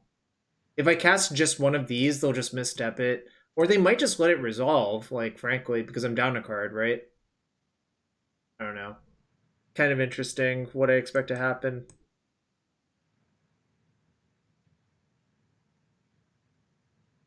So, they brainstormed first. Did that mean that they knew they had a land on top? Or they drew a land for turn? What do you think it means? So they cast Preordain and then They top bottomed, top bottom. So and we they saw their well, hand. if that's the case, then they can't know the top, right? If they top Mhm. bottom. Right. So I'm saying by them casting brainstorm, do you think that they drew a land for turn? Oh, sure. Seems I fairly likely, guess right? yeah. Like what would be the better alternative than just going Ritual Necro if it was something else? Yeah, there really isn't. Like, you don't really do this unless you have the land, I think, or a jet, obviously, or a Lotus or something like that. But You have one unknown at this point. yeah, So I guess if they're concerned you drew exactly force, then it makes sense. But yep. And now I feel pretty dead. But obviously, like, I've had weird things happen in these Necro games where they like can't draw cards anymore. And this is actually a situation where I think Sprite Dragon would be good. Like, weirdly enough, if that makes sense. yeah. But I don't know. I think I'm almost a lock to lose this game. But we'll see what happens. I definitely have. I regret not casting tutors on any of those turns, and now I'm just kind of hoping that. And I find this, and I think this is actually pretty good, but I don't know how to play it. Is the real problem? So I think one mistake there was pondering off the C in case we do want to vamp. Right. Um, just because Because I have like another Volk in my hand, anyways, right? you have Yeah. Volk in your hand, and if you do want to vamp for Breach, then that could be an issue. So I think what we do is we keep them, we draw Ancestral, we play Volk, we try to Ancestral, and then we know about Misstep though, right? Yeah, it's kind of problematic. That's what I was trying to figure out a way to get around this misstep, but it doesn't really work, right? I guess if can we force them to use it on the mystical? Yeah, so I had that thought. I think I eventually do decide that maybe I can bait them into doing that. And just like, I think I put the Ancestral into my hand. I think that's what I do, but uh, let's see what happens. Because I don't think putting the freeze into my hand versus Necropotence is really that exciting, right? Yeah, I don't think it really does anything. Like at this point, they don't need to cast Doomsday to win. Um, Yeah. So I think I do put the Ancestral into my hand because uh, I don't think the freeze is that good here. Is the problem. the weird thing too is that if they do go for Doomsday, then Freeze doesn't actually win the game for sure at that point. Right. Well, it depends. If I mill all of their oracles, then they're left with a limited Right. library. Then they're dead. But I would give them enough, yeah.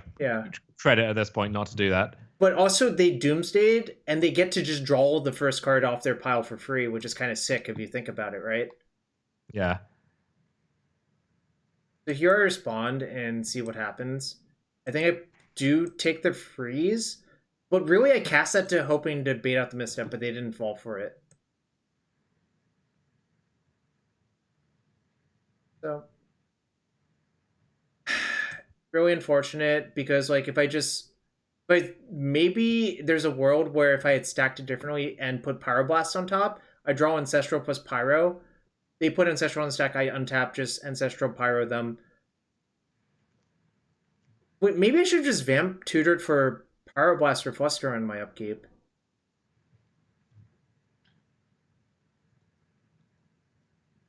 Oh, I think I threw it again. Right? It's this is a really tricky one. Because the Brain Freeze doesn't do anything. Right. The thing is, I don't know if there's a line where, like, if they're doing this and you keep the Pyroblast, then if they can just save the misstep for the Pyro at that point. So I guess the hope would be they Ancestral and you can Ancestral them to make them deck, but they're probably going to have another protection spell in their pile regardless. I think I didn't play this game well, and also the Necro is going to be really hard to beat. It's a combination of those two things. Just not casting the tutors forever cost me so much, I think, right? Yeah. Ugh. Yeah, I could have figured out what was in their hand.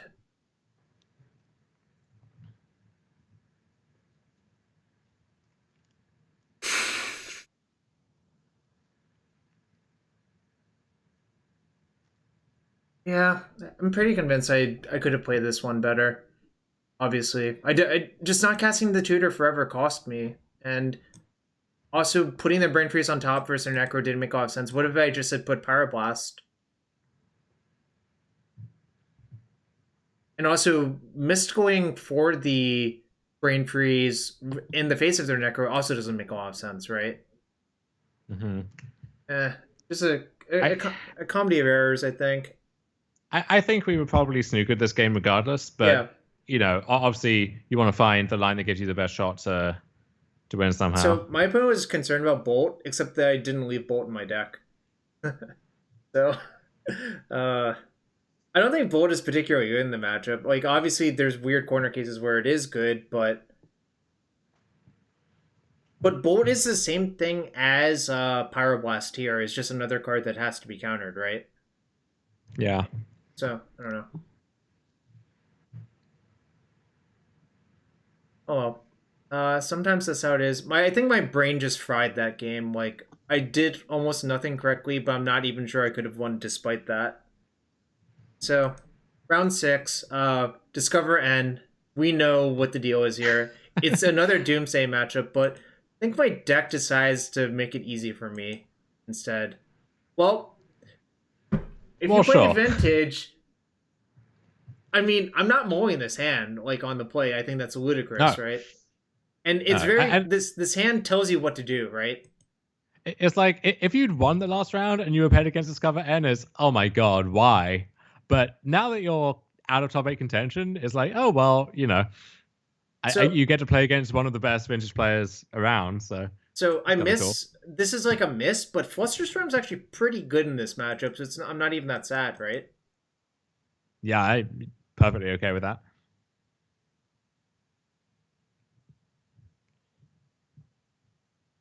And obviously they're just spamming cantrips because they hope to do something. And I'm not countering any of them. And they are forced to say go. That's a really good sign for me. Alright, probably gonna win. They fluster that, and I'm like, I don't even care. That doesn't actually matter, right? You know you have preordain on top, even if you do there's want the top. Yeah. And they scoop even before top goes on the stack, so we got an easy one, right? That I would qualify that as an easy game, right? We take those. A sideboard exactly the same, which makes sense, I think. Yeah. Slow but fine is how I would describe this hand. Yeah, I think it's okay. The probe is worth so much because I think information is like a huge part of this matchup, right? Yeah, you are weak to the top of their range. Like any turn 1 Doomsday on Necro hand is going to be an issue, but you know, Portent, that's okay. You know, that's fine. Portent is sort of the poor man's Ponder, except it is slightly. They shuffled off the Portent. I don't think I actually caught that the first time, but yeah, Lotus is kind of terrifying, but luckily they pass the turn, so we might have some time. Now we get to see what the deal is. I played my land first because I didn't want to get Daze, and yep, they had Daze. Them just getting to Daze the probe would actually make the game a lot harder to play. But now that I know this is what's going on, it becomes a lot easier to play, right? Yeah. Another land's not ideal. And I kind of feel like I shouldn't do anything. I just want to see what they do on their turn cycle. They cycle Street Wraith, which is their top deck. And they say go, and I'm like, okay. I guess I'm running this thing into Daze or Buster. I don't really care. I think I got Brain Freeze. Oh, and they let it resolve. Oh no, Interesting. I got Lotus. No, that makes sense. It actually makes sense to get Lotus, I think. Because their hand doesn't interact with this, then I can, like... Yeah. I don't know. I just think the mana is worth it. So... Now I scroll for freeze, and now it becomes a lot harder for them.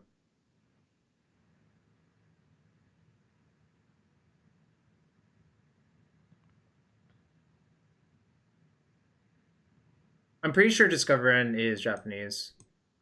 Yeah, they are. So I can play the Teferi here. But they drew Mystical Dispute. And I'm like, fine, that's fine. Because I don't want to play into Daze. Well, if they daze and you have to sack your Lotus and then the free shield is down, that's not ideal either. Yeah, exactly. So I think I'm supposed to just let the Dispute die. Or let the Dispute kill my Teferi. I'm a little surprised that they let both Vamp and Scroll resolve. Because when Daze and Fluster are face up, this gives you... Like, you have the information you need to play around their exact holdings. And given that, I think I actually would be inclined to have preordained instead of vamping on that turn. Yeah, but here's the thing now. Now I know their hand, and now they're vamping. This has to get Demonic Consultation, because I don't think you want the game to go long in this setup, because the top will let me improve my draws over time compared to theirs, right? Yeah.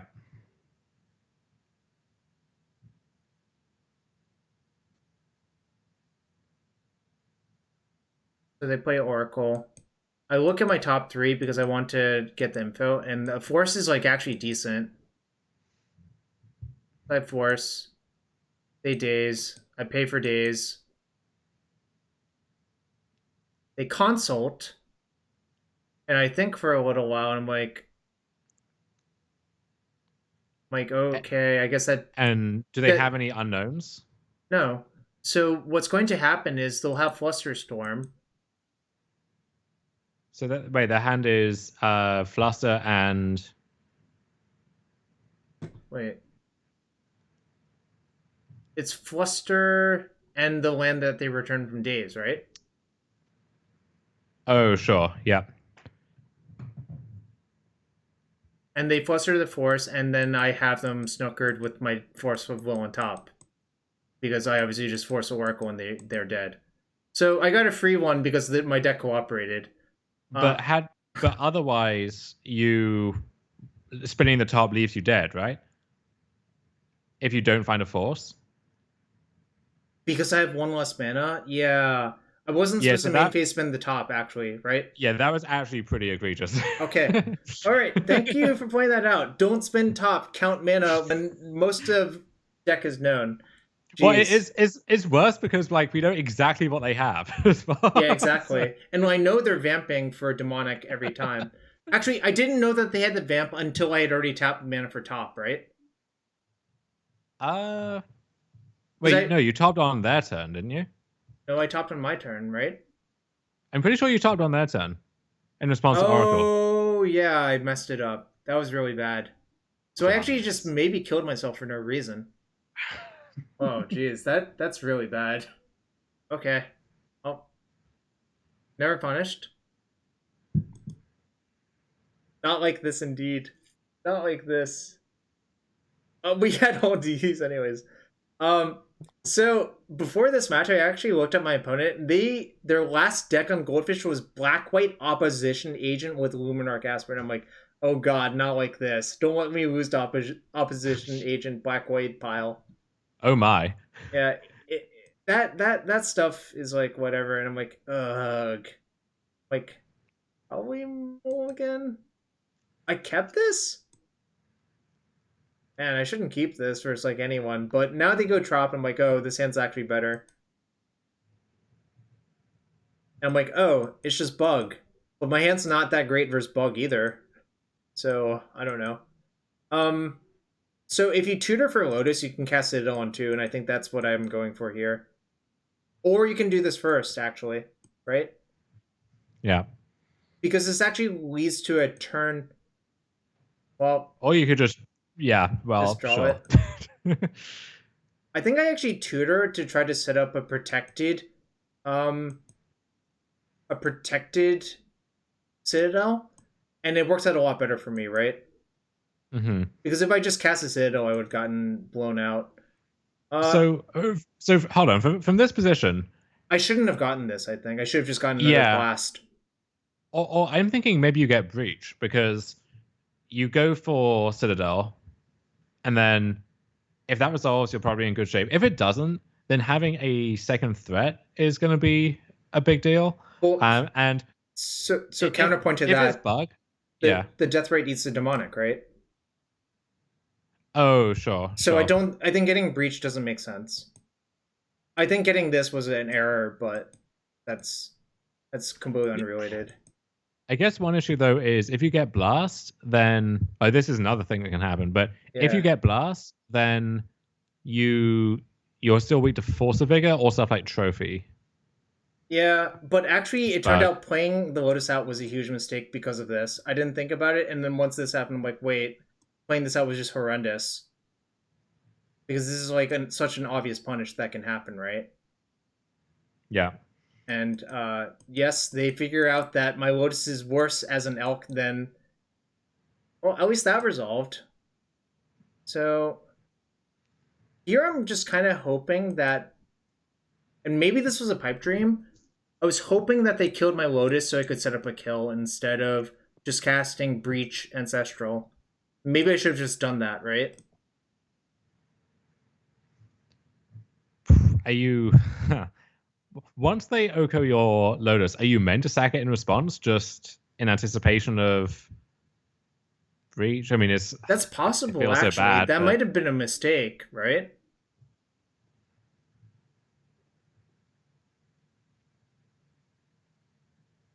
could be. So I didn't even consider it at the time, but I probably should have, right? Because, like, I have an Ancestral and a Tutor in the yard, and they can eat only one of them on that turn cycle. So if I. Yeah, actually, probably sacking it is better, right?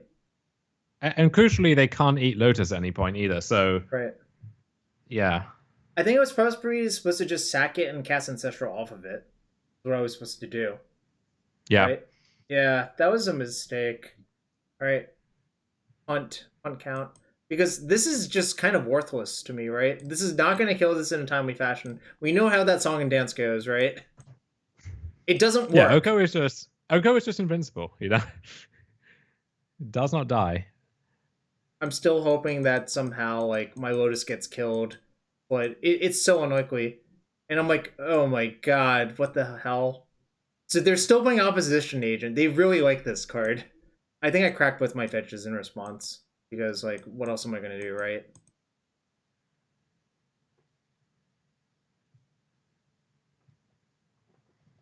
And I'm not snookered yet, but it's looking not great.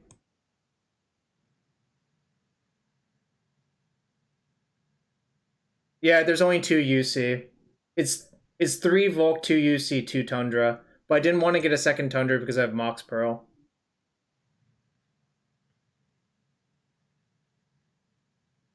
Which is really sad for specifically this scenario, right? Because if I had the third UC, I could just cast. Yeah, snookered is the phrase of the day. Welcome. I'm invaded by Britain. Yeah, we this game was a tragedy. You know, we played Well, I could ourselves. have played better by just cracking my Lotus in response to the Oko activation, but I didn't even consider it. And actually, they just let their Oko die, which is kind of interesting because I think they can just race me with damage, which is sort of It, smart. it is funny that we played out our Lotus and it was a mistake, and then once they played Oko, we should have just let it die, but we didn't, and that was also a mistake. It sort of it being turned into a 3/3 was bad for me, very bad for me. And Tarmogoyf is just like the writing on the wall. I think now I can scroll for. Well, no, we can't. No, we can't. Oh, I think I started tapping for it. I'm like, wait, opposition agent is bad. Here, this is a Hail Mary. Because I'm hoping that they do something stupid. Except there's not even anything I could punish them with. There's nothing good in my graveyard to cast versus an opposition agent. So I'm seeing what they do. Moral victory. I deal them 3 damage and concede the game. It's not really what you want, right? You don't want the moral victories. You want the actual victory, right? All right. So this is basically stock bug. So I think kind of what I do is just hedge for like abrupt decay and shit. And what I mean by that is like Brain Freeze is pretty bad. I don't like Lavinia in this matchup, so I didn't side it in. I actually think Flusterstorm's sort of overrated versus Bug because they try to cast hateful permanents more than anything else. I don't know if you've had that experience. Yeah, I think there was a period where the bug lists were heavier on stuff like Force of Vigor and so on, and you kind of wanted Fluster to help punch through that, but it's so bad in other scenarios that, yeah, I think this is fine. Oh, I don't like Wear Tear versus Bug. I don't think like it's more defensible once you see Sylvan Warrior, but I think it's generally not good enough. I think they probably only have like one Sylvan most. I think maybe siding out top was not great, but my thought was to like be slightly better versus Collector Oof. Sure. I don't side in Blightsteel versus Oko decks because I think that is real nonsense. Like imagine tinkering for Blightsteel and getting Oko'd. If I wanted to do that, I could just tinker for Citadel and get Oko'd instead. Whereas the Citadel has a better likelihood of killing them, right? I do think Blightsteel will often be better in some non-Oko games, but the fact that like Deathrite can fog it for a turn, it's just so. I think there are actually a decent number of games where you successfully tinker in Blightsteel, it doesn't die, and you still lose anyway because they have like Deathrite, 2 Goyfs or whatever. Yeah. Well, it is indestructible, so if they only have that, then it'll probably munch all of their creatures. But the instant they draw an Oko, you get really embarrassed. Alright, well, matchup is Bug. It's attrition enough. Also note, I didn't side out as many top deck tutors because they don't have Blast, essentially, is the cutoff for me. That makes sense. So it's just like easier to tutor for Ancestral and have it resolve, is my experience. I don't know if that's your experience.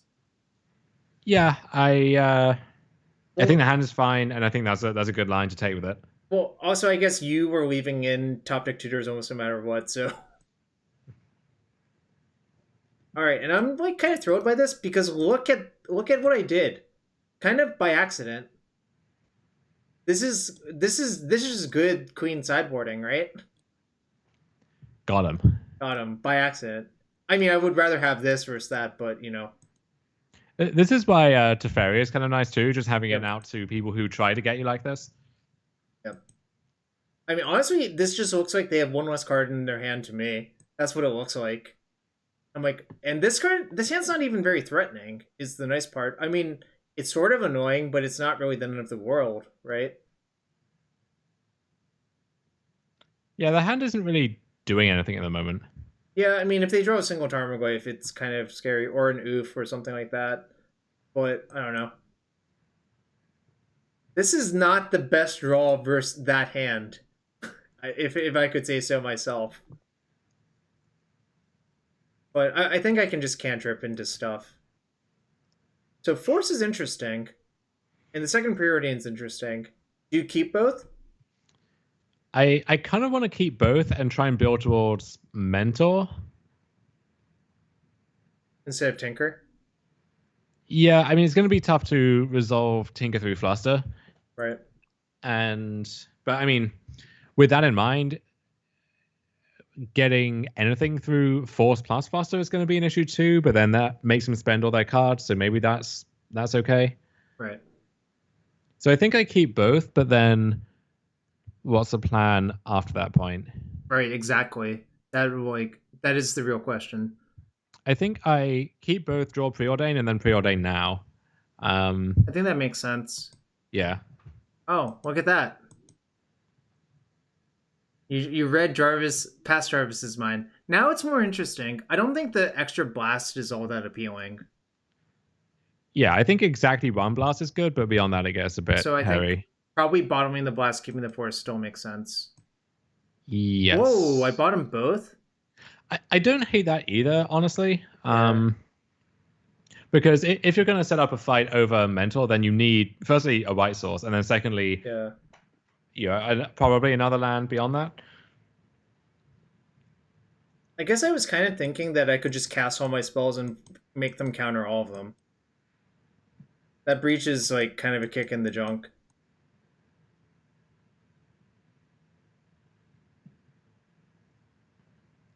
So do I cast Mystical? Yes, I do. What do I get? I think I end up getting Gush here. And the reason is because that actually makes mana on my turn, and if they counter it, I don't care too much.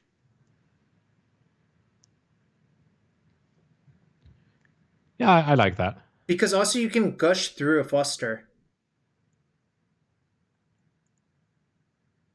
This is like the lone spot where Gush is much better than Ancestral. Actually, there's quite a few spots. I'm exaggerating a little bit, but... Yeah. I mean, maybe given that you have the Breach, I mean, maybe the thought is if you're resolving Breach, you're going to be in a good spot regardless, but like Ancestral is better once Breach is in the mix, both because it's better once you resolve Breach, and also it makes them fight over the Ancestral earlier, but... So now I can Pyro. And the Force of Will plus blue card draw was actually insanely good. So now, like, they fluster here, and then I can just force their force, pitching Preordain. And that's kind of nice, right? Yeah, that's really good. Yeah, so the whoa, I let it go. Oh, I just want to protect Tinker, of course. Wait, but... Oh no, this is their hand. So yeah, I just protecting Tinker makes more sense, right? I guess the question is, do I think Tinker's going to win more often than Mentor? And it kind of looks like it will this game. That sounds right to me. There's more like random sorcery speed stuff they could have that interferes with Tinker than with Mentor, I think. That being said, where we are at this point, you could end up in a standoff where, let's say they draw Tarmogoyf or whatever, and then it's your Mentor versus their Goyf, and you're not drawing spells, and it's kind of hard to actually break through. Yeah, I mean... So, yeah, I think Tinker has a higher upside. That's why I forced the Oko, obviously, because in case if I brick, which I did, then they would get to Oko the Citadel, and then... Unlucky. And here's a Teferi! And here's a Brain Freeze! Yeah, and I think just doing that... Ooh, Sprite Dragon coming out to play. You just have to make sure you don't kill yourself versus Deathrite Shaman, because that is actually not that difficult to do. So, did I get Brainstorm or Ancestral? Because Brainstorm's actually a weird ritual, if you think about it. Right. No, I got Ancestral. And there's Lightning Bolt for the Deathrite, so I'm not going to die either. So... everything's turning out Millhouse. There's a Brainstorm to Ritual, and my opponent's unfathomably dead now. This is garbage time. I assume you've heard that phrase, right? Oh, I have heard and used it many, many times. It doesn't matter what I do, because like clicking buttons, as long as I don't pay all of my life, they're dead, right?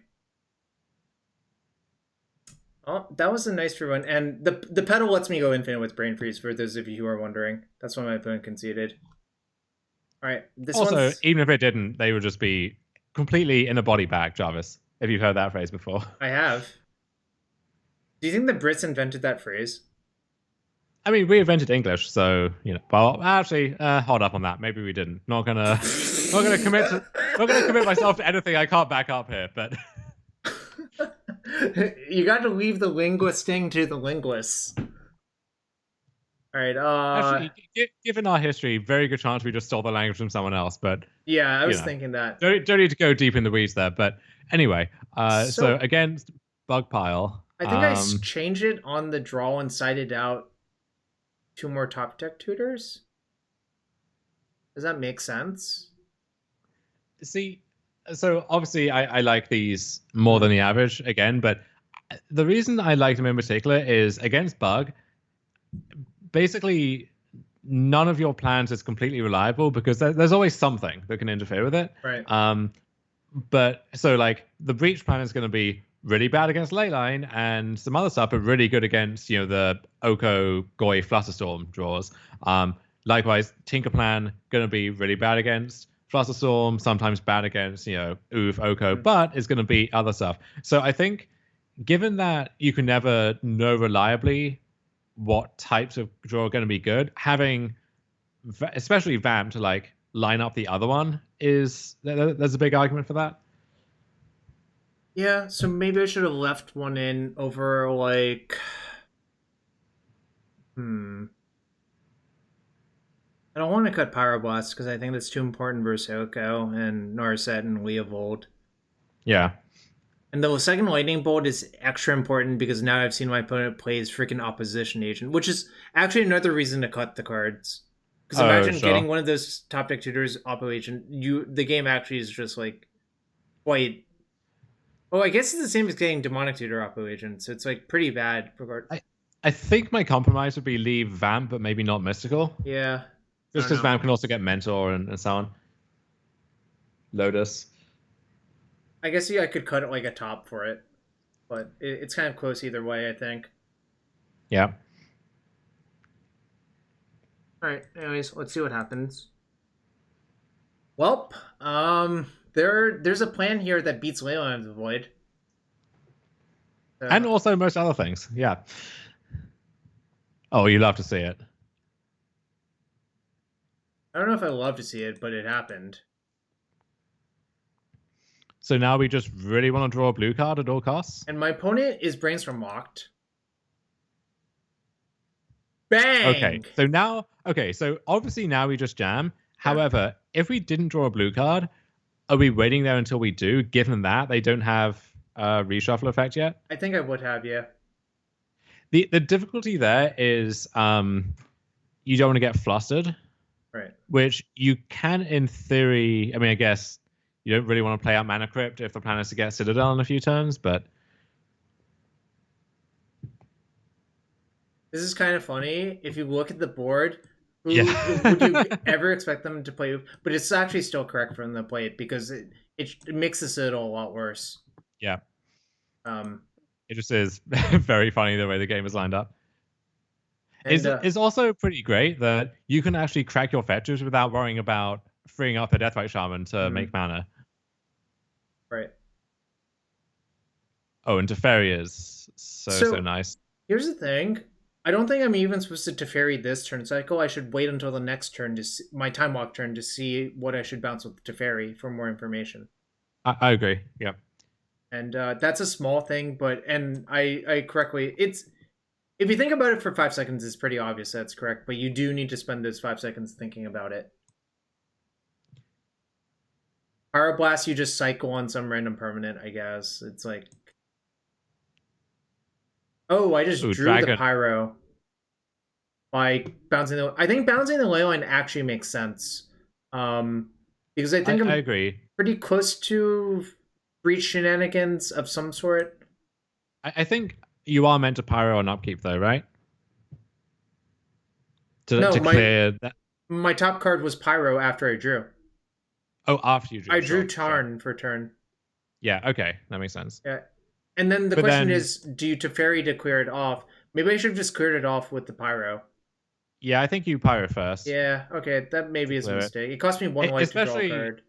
I mean, especially when the thing you're most worried about,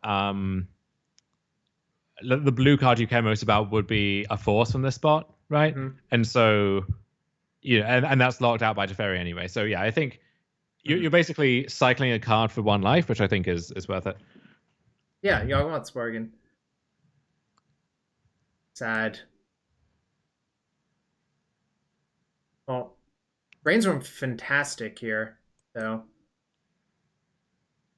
I think I just brainstormed because I don't really want to pay a life. Wait, did we keep Wear Tear on top? Are we planning to use that then, or? I'm not sure. I mean, I think probably you can use it. Yeah, I mean, we should probably game that out before keeping it, right? My thinking was casting Brainstorm first gives me more information, especially since I think this is my primary game plan to win the game, right? Yes. So now I can probably just cast 3 spells in a row to get 3 more counters. And the question is which 3? So we're putting 2 back, and we have a land drop left this turn, right? Yep. Which I don't want to use yet because I want to see as deep as possible, obviously. I think I'd probably end up putting Breach Pyro back if I had to guess. Sure. Oh, land? And then are we... No, Control Z. And then are we planning to preordain to clear those? Or... Well, no. I think you just cast them, cast your mocks, then see what's on top. If it's like bad, then you can use preordain to clear it, right? See, I think if let's say we had preordained and we tuck the wear tear, like I think that way we're decently likely to keep finding spells, and what we don't want to happen is we have a bunch of junk and then we have to keep paying life to the point where our Citadel is not as good anymore, and then like at that point it's kind of hard to attack because then we're on such a low life total that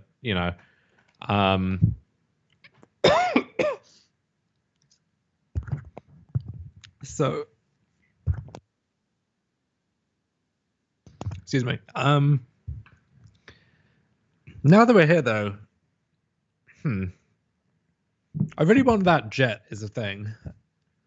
Yeah, no. So I think no. My plan is to put just Breach Pyro on top, cast Breach, cast Pyro, cast Jet. Okay, so then we have a 6/6 dragon. Yeah, and we keep going from there. We have a land drop and a preordain left. That seems fine. Well, one other thing to notice: they didn't play a land last turn, so I think it's impossible for them to have a land next turn as well. So the death rate is basically disabled, right? It's disabled unless we end up having to crack a fetch, which we don't want to do. Oh, and we can sure. probably avoid doing.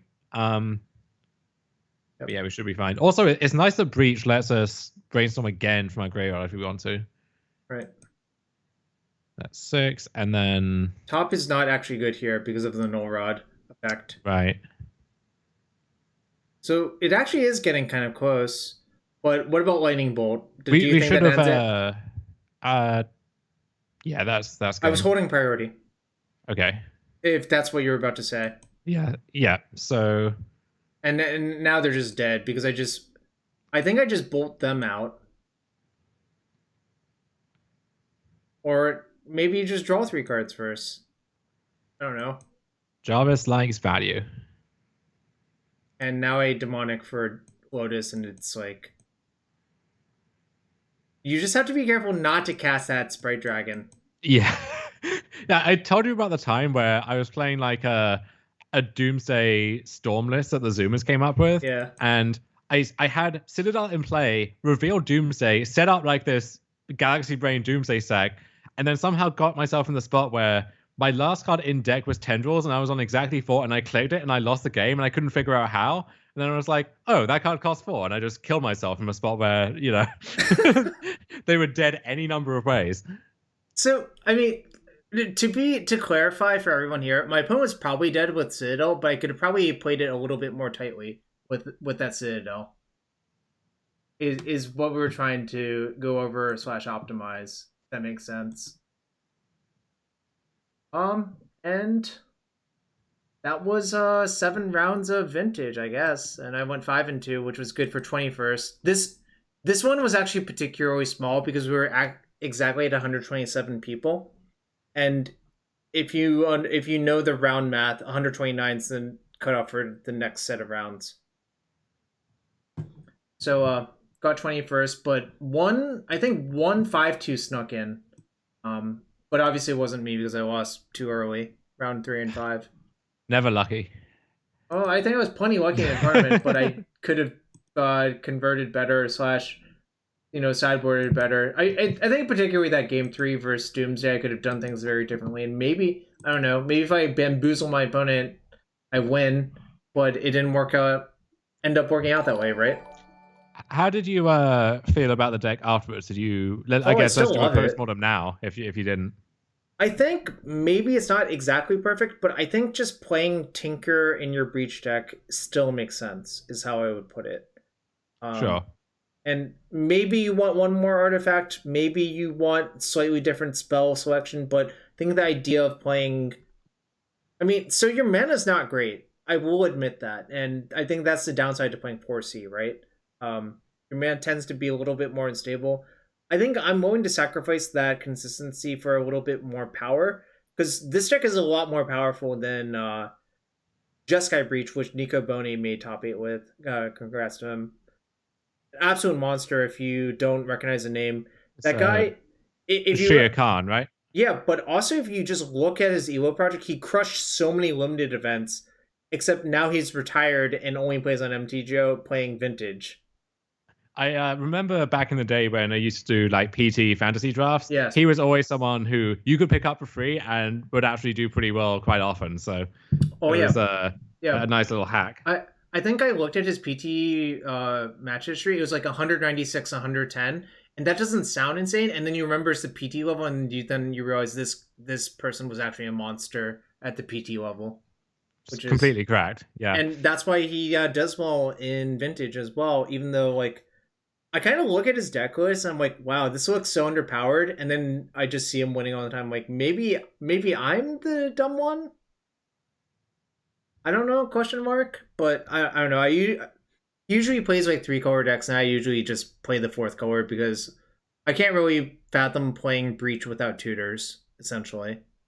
yeah, Or Yixwin Jailer, you saw that win a game, right?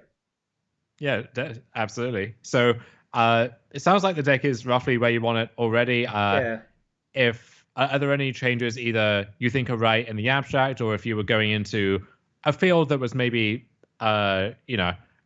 different in a particular way, is there anything you would change? If there were more graveyard decks, I would have a different sideboard, I think. I have Soul Guide for the Breach Mirrors. I didn't actually play a Breach Mirror, but I think generally in versus Dredge, Jailer is much better than Soul Guide Lantern because it's harder for them to interact with. And I have enough Moxen that I'm confident that I can just power it out fast enough versus them. If the main Breach mirror is this kind of Breach, do you think that Lantern is still good, given that they have Mentor, Tinker Citadel, even like Teferi to clear it in advance? Great question.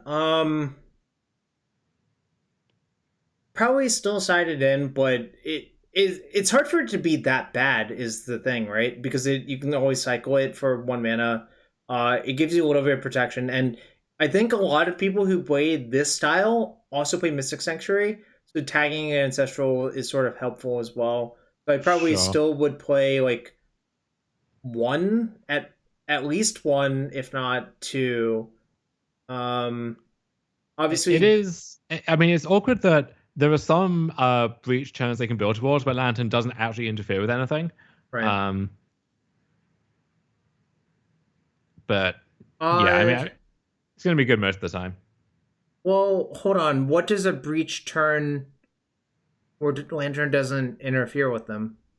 So if they have, I think either, I'm trying to map this out in my head. If they have Lotus or Petal already, and then they Breach, and then they freeze, sorry, because freeze itself never hits the graveyard until they have a window to recast it, you can get in spots where they can, like, if they have Petal or Lotus, they can play the other one from their graveyard.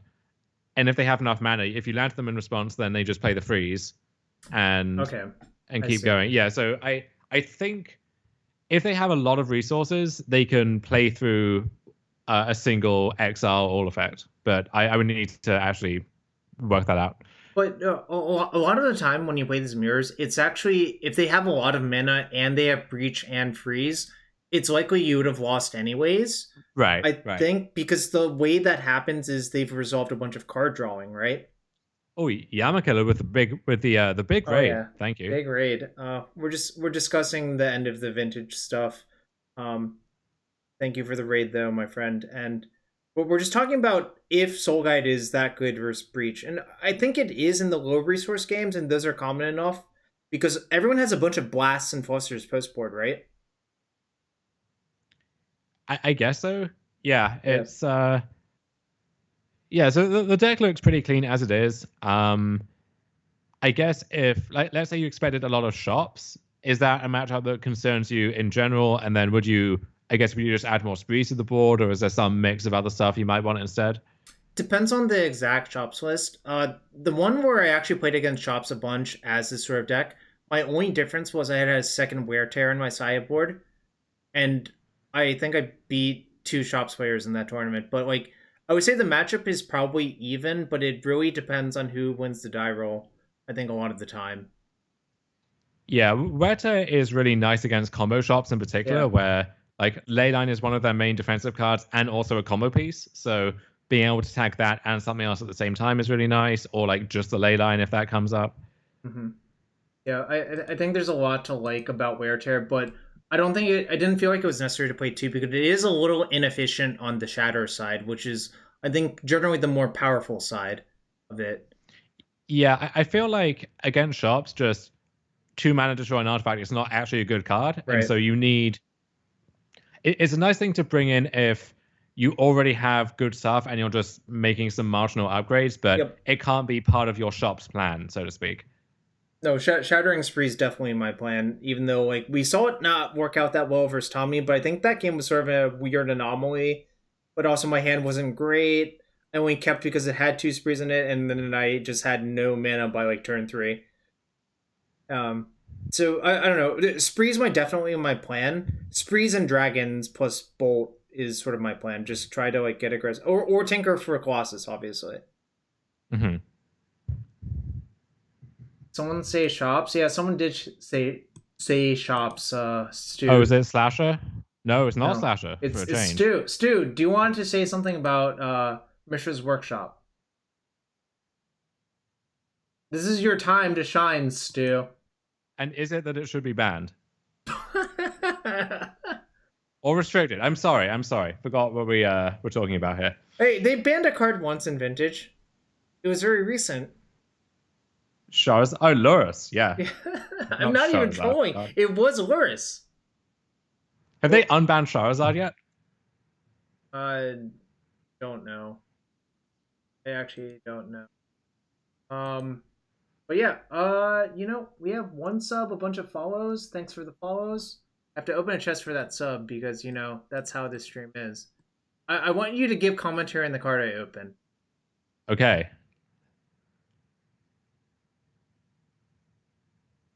All right, do your best. Magister Sphinx. Okay, so this is one of the reasons that the original Alara block really just did nothing for me was that all of the mythics were just like random 3-color piles that kind of looked the same and didn't really do anything. That's not a It's mythic like rare. exactly, Jarvis. You're proving my point. No one can tell what this card is. Like if you show someone that art, I think they would say 100% is from shards, and they would be 0% to correctly guess which Sphinx it is because it could be 10 different Sphinxes or Sphinges. Excuse me. Yeah, Enigma Sphinx was the mythic, I believe. Actually, Yeah, is that Cascade even one. right? Yeah. I don't even know if that's right.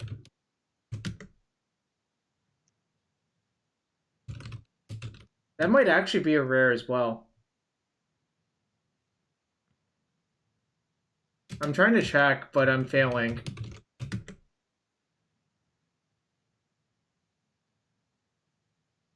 Enigma Sphinx is also a rare. It's just from Alara Reborn instead. What the hell? You're completely wrong. It's Shroom. Shroom's mythic. It's Shroom. Now I remember. Shroom makes a lot more sense. All right. Well, this is what I mean. There's Magister Sphinx, Shroom, Enigma Sphinx, and then there's Sphinx Summoner, which I believe is from the same set. Yeah, it's a and rare, then and that actually got downgraded to uncommon in Double Masters. another fake set that no one remembers. But anyway, what about Rampage of the Clans, which I closed it, but so this is you destroy all artifacts, and then their controller gets the 3/3 for each one for 3 and a green. let me check. I believe that's right. I have Oh, and there's Sharding Sphinx too. Thank you, Ferrando. Yeah, this is just Beast Within's all artifacts enchantments from our Ravnica Allegiance. I remember people were joking about that as a card for KCI, even though KCI was, I think, definitely on borrowed time by the time this card was spoiled. But Right. like, you could blow up all your Wellsprings, draw some cards, and also blow up their Stony Silence or Leyline or whatever. But My question to you is: do you think KCI could really cast Rampage of the Clans on average through a Stony Silence? Absolutely not. No. Yeah, that's like people said this shit. I'm like, you guys must be playing a different KCI deck than I am because half the time I have Darksteel Citadel play, none of my spheres tap for green because of the Stony, and like I'm just kind of screwed by this Stony Silence. Well, see, what you could do is cast Ancient Stirrings to find more lands, except that you have like 4 non-artifact green sources in your entire deck, so that doesn't work. So you really just have to, hope that you flood out naturally, I suppose. Well, my favorite part of game one playing KCI blind was you were actually supposed to tap your Grove for life every time. Yes. Even if you didn't know the matchup, because basically on the chance they were Shadow, the life you gave them mattered so much. It was really funny that on paper, KCI should have a bad Shadow matchup because it's, one card combo deck. They have a bunch of Thought Seizers and Stubs and so on. But with the list that had 4 Groves, like their Shadows often would just not do anything. And so once their Shadows are out of the game, then they need to find Angler. And if they don't find Angler, then their Stubs don't do anything. And so it all kind of cascades from there, really. All right, we have another chest that we have to open for Ferrando. Maybe. Oh, this is boring. I have to bust this pack, right? Of course, Jarvis. Why are we here otherwise? That pack is probably worth something too. This pains me, but let me check how much this pack is worth. Jarvis, it's going to be worth like 4 tickets, and you are fabulously wealthy. You're Modo rich. So, Jarvis, 6,000 play points. What are we talking about? Come on, let's not pretend that you need these, 4 ticks or whatever it is. All right. What? So you just get to keep mana, but it becomes colorless and it floats in your pool? Yeah, of course. What's so strange about that? Price Horizon Stone. What the hell? That's 1.4. All right. So wasn't there another kanji like Airy Keeper? Yes. That's from Odyssey Block, I believe. That sounds right. It's got to be like Judgment or something. I want to say. Ooh, this was one of my favorite cards, and it used to be in cubes everywhere. If you remember that. I do. I really want to justify putting that card back in my cube, but I don't think it's aged that well. It's heinous now, I think, is the problem. That's the correct way of putting it. Wait, Reliquary Tower is just a mana rock now? Always has been, Jarvis. No, it hasn't always. It has been. Oh, I guess Reliquary Tower did tap for colorless. Never mind. You are correct. Oh man, a lot of cool cards. Can we talk about how egregious Ancestral Blade was in whatever core set it was in? M20, I believe. Yeah, it was pretty egregious. I didn't know you were a core set limited aficionado. Well, all right. Let's break it down. You know the best way to collect cards on Arena? Oh, yes. I see. That answers everything for you, right? Yes. On the off chance I have to play that program at some point, I keep just enough stuff that I have enough to build any deck I want. But you say on the off chance, but as soon as that set expires, or rotates, which it has already at this point, then you're kind of back at square one. No, because what happens is if you draft enough, you also accumulate wild cards. Sure. Yeah. So I have like 10 unopened vaults and like hundreds of like random wild cards or whatever. I don't know. Anyways, another sub from EOT Impulse. Let's give commentary on this. All right. What do you want to say about this card? This card infuriates me because it's really every bad. Single time you would go into like the KCI Facebook group or the KCI Discord, there would be someone asking, "Why aren't we playing Piers Revolution?" And the answer is, "Look at the card, Jarvis. It doesn't do anything." I look at the card and I'm like, "This is worse than Browbeat on average," and Browbeat's not particularly good either. People just love cards like this, and I don't get it. And I get that different strokes for different folks, part of what makes the game fun. But like, what is the appeal of this card? I don't get it. The appeal of this card is that it has Chandra's mom on it, right? I guess if that's what you're into. That's literally. Wait, why does it say mtgstory.com now? Did it always say that? Huh. I believe it did not. Oh, this is one of the story spotlight promos. Hold on. I don't remember it saying that the first time. Someone correct me if I'm wrong.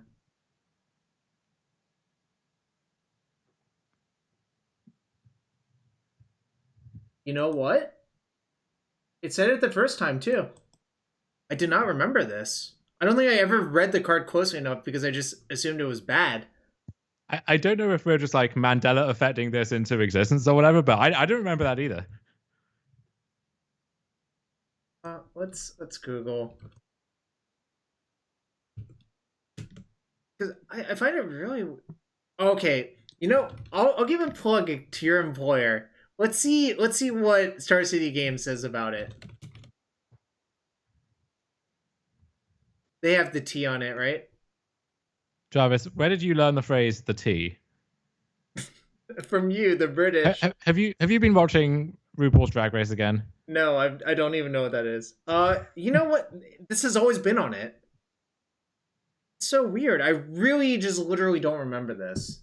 I refuse to believe that. I think this is some like Truman Show style scam. Fake news thing. Well, see, yeah. this is the promo, and it also has it, but it also has the date, so you know that's real.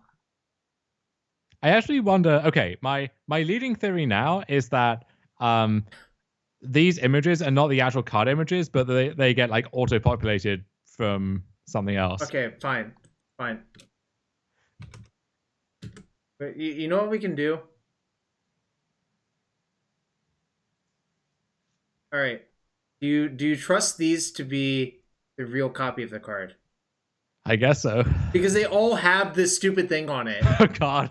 So I think we are not Mandela affecting it. We just never realize it because we just wrote that card off as being bad. Luckily, this has not affected my life in any way up until this point, and has shattered everything I thought I knew now. But I think we'll be fine. All right, can we get some more subs so I can force Dom to comment on more random cards from chess? Hashtag shilling. I mean, this has been fun so far. So far, I've made you feel like, what the hell is this thing that you don't remember whatsoever? To be fair, most of these cards so far I've been pretty agitated about. There are going to be a lot where I was like, yeah, I mean, I guess that's a printed Magic card. Ooh, he who is in the water is making us open a chest via channel point redemption. So hit me with your best. Oh man, I'm sure you have words to say about this card. Absolutely unbeatable and limited, and hopelessly outclassed by its brother in Constructed. That's about accurate. The one thing is, there was one card that actually killed the gods well in that limited. There were two. Cast Out was decent versus them, and Hour of Glory was fine. But Hour of Glory is a rare, and Cast Out is an uncommon. So the gods were generally safe to stick around and make your opponent miserable as hell. Oh, I do have a bad beat story about this card, where I was at the standard RPTQ in this format, Hour of Devastation standard, was playing red-green ramp. I'm 4-0. I get paired against this black-red mid-range deck, which, I'm playing a ramp deck. This is basically the best conceivable matchup for me. Yep. I'm on the feature match. If I win this match, I'm locked for top 8, so feeling great about life. And then I like Mulder 5, and this is pre-London. This is Vancouver Mulligan, so don't get as much filtering. Forced to keep a hand with all colorless lands, and I just lose to a Scorpion card, straight up. Just he plays it, attacks me again, and I just die. And then I lose the other game somehow, and then I lose the next round, and I'm out of the tournament, And I thought I was gonna win and get back on the PC, but was not to be. No, you need more Amulet Booms and less red-green mid-range, or red-green ramp. I was playing, it was a very fair ramp deck compared to the completely busted one, but there we go. All right. Any other redemptions to make Dom say words about cards, including bad beat stories? Anyone? Viewer?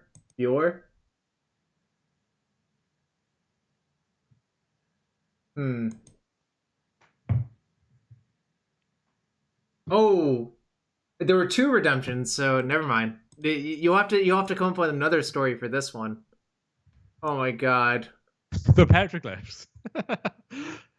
Oh, people love this card back when it was initially in Future Sight, and now I guess we haven't seen the actual petroglyphs themselves, right? But we have one of the commanders in this year's commander decks is kind of like a riff on this card. Really? Which, yeah, it was like rough or riff or raff or I don't know, something. But it's basically, as Matt Sperling was roasting it on Twitter, it's basically a vanilla lore that has 8 lines of text on it, which feels somewhat out of character. But oh, Frando has a good say. The perfect pump fake. When you Silver Road opening a Future Sight pack, hoping for Tarmogoyf, you saw that instead. Yeah. Actually, the perfect pump fake was a Quagnoth because it has a power and toughness in the lower right. How do you feel about the Future Sight border? I kind of like it, but I know that's like kind of controversial. I like it, but I don't know if I would like it if it became the uniform thing. Fair enough. I think it's fun as a novelty, at least. So one really funny thing is a lot of people didn't realize in that limited format original TPF, and also actually this came up in Time Spiral Remastered, is this plus Sporloth Ancient is a anti-combo. Because Sporloth Ancient gives all of your creatures remove 2 fungus counters from it, put a 1/1 Saproling into play. Do you remember that? I did not play enough TPF Limited to get caught by that one, sadly. Well, I'll show it for people in the chat because it's like kind of a funny one to get got by, but also like Petroglyphs was like pretty bad in the format anyways. So, see, creatures you control just gain this ability, which disables the double Glorious Anthem that you put in your deck. Yeah, no, this happened the first time around. Well. Oh yeah, the old border Black Lotus is much more expensive than the not old border one. All right. So Jarvis is a baller. He is a rich something. No, do you want to know the actual answer? I have just a high enough card hoarder rental limit that I can rent all of the old border power to play this deck. See, you have a rental service that lets you choose the pretty cards. I just have to take whatever scraps Mana Traders wants to give me, you know? Anyways, that being said, do we got let's get 2 or 3 more subs. Oh! Hey, what just happened? Easiest content of your life. Oh, hold on. Let's see what happened. Easiest content. There was a donation. I don't know how much it was for because I'm trying a new setup. Oh, okay. We have to open another chest from Magic Eyebrow.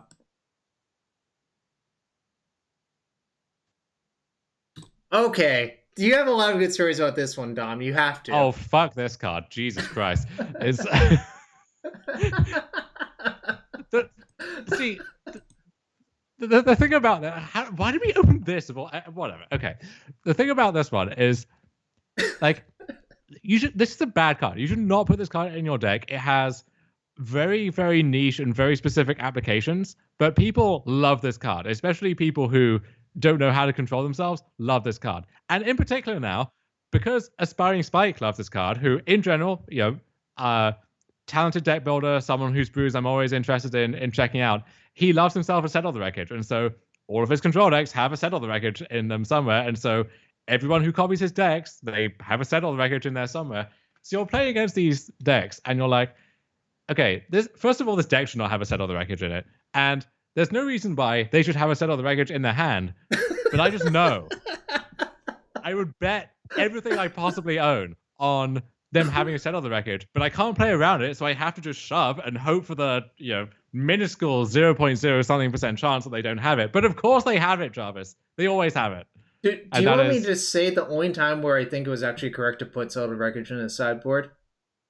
What? White Weenie Mirrors at Protoric Guilds of Ravnica. I don't know if it was actually correct there, but I do love what the CFB team did of having one person play it and then, like, knowing they would get scouted and knowing that in future every one of their team's opponents would have to play around Saddle in the post-war games. But Luis had it and got his opponent so good. You remember that? He sure did, yeah. And it was Tazadi, of all people, so even sweeter. Look, seriously, I think Also, Luis is probably the type of person who just fucking lives for that shit, right? He just wants to get his opponent so bad in the show, a showmanship way. Even if it's not right to do it, he wants to do it. 100%. Yeah. All right. That was a good one to open. No, it wasn't, Jarvis. No, it wasn't. No, it was a good one for you to rant about. Is that fair? I'm traumatized. All right. Well, no, you're not traumatized. That was settled wreckage. Oh, all right. Any other follows or subs to make Dom comment on more random cards from treasure chests? Because this, honestly, this is like goddamn entertaining to me. I don't know about the rest of you. Bjor. How do you feel about Ferris Bueller's Day Off as a movie? I have not seen that movie in so long. I need to get it back in the queue at some point. Do you? I mean, like, it's not a great movie. It's like an exactly okay movie. I don't remember it vividly enough to know exactly how good and or bad it might be, though. So I don't really have an opinion anymore. How do you feel about Michael Fox? Don't really have a strong take. Brando loves Ferris Bueller's Day Off, which makes sense because he's also a boomer. If you're a boomer, you're more likely to like that movie. Wait, intriguing. Where did my Black Lotus go? Oh, did I accidentally take it out of the deck? Well, you shouldn't do that, folks. That's the one card you're not allowed to remove from this deck. Jarvis, all I'm saying is our artifact count for Tinker is already pretty low. Don't know if we can afford to go any lower. Well, we also can't really cut that one. All right. But that one's pretty essential. All right, chat. I'm going to open one more, even though no one did it, just as a final parting, which I've seen has made its way into some historic decks, which is kind of funny. Yeah. It's part of these emergent ultimatum piles where you get like Omniscience, Final Parting, and Scholar of the Lost Trove, which is a fun one. And then it's still not deterministic, but there's stuff you can, I saw a literal flowchart today on CFB. Well, the thing about those flowcharts is there's one branch, two of them are this is a deterministic kill, and then the third branch is hopefully you have something left over to use Omniscience with. It's like, so there is a correct answer to that problem.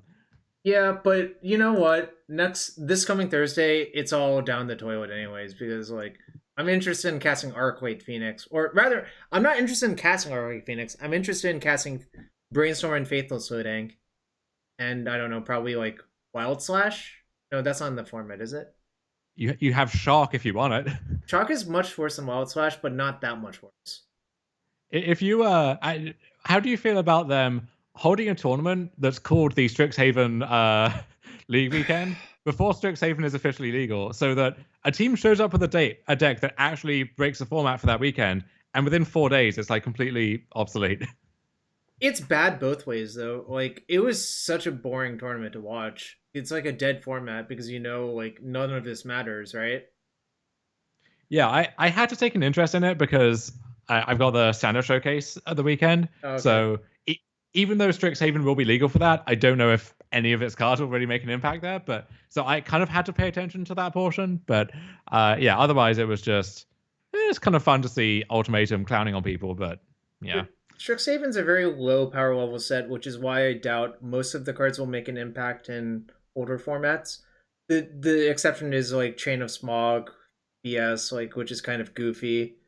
Chain of Smog actually works with the 1-drop white creature as well, except it's like kind of bad because all you do is attack your opponent for 20 on a ground creature, and that's like not particularly appealing, right?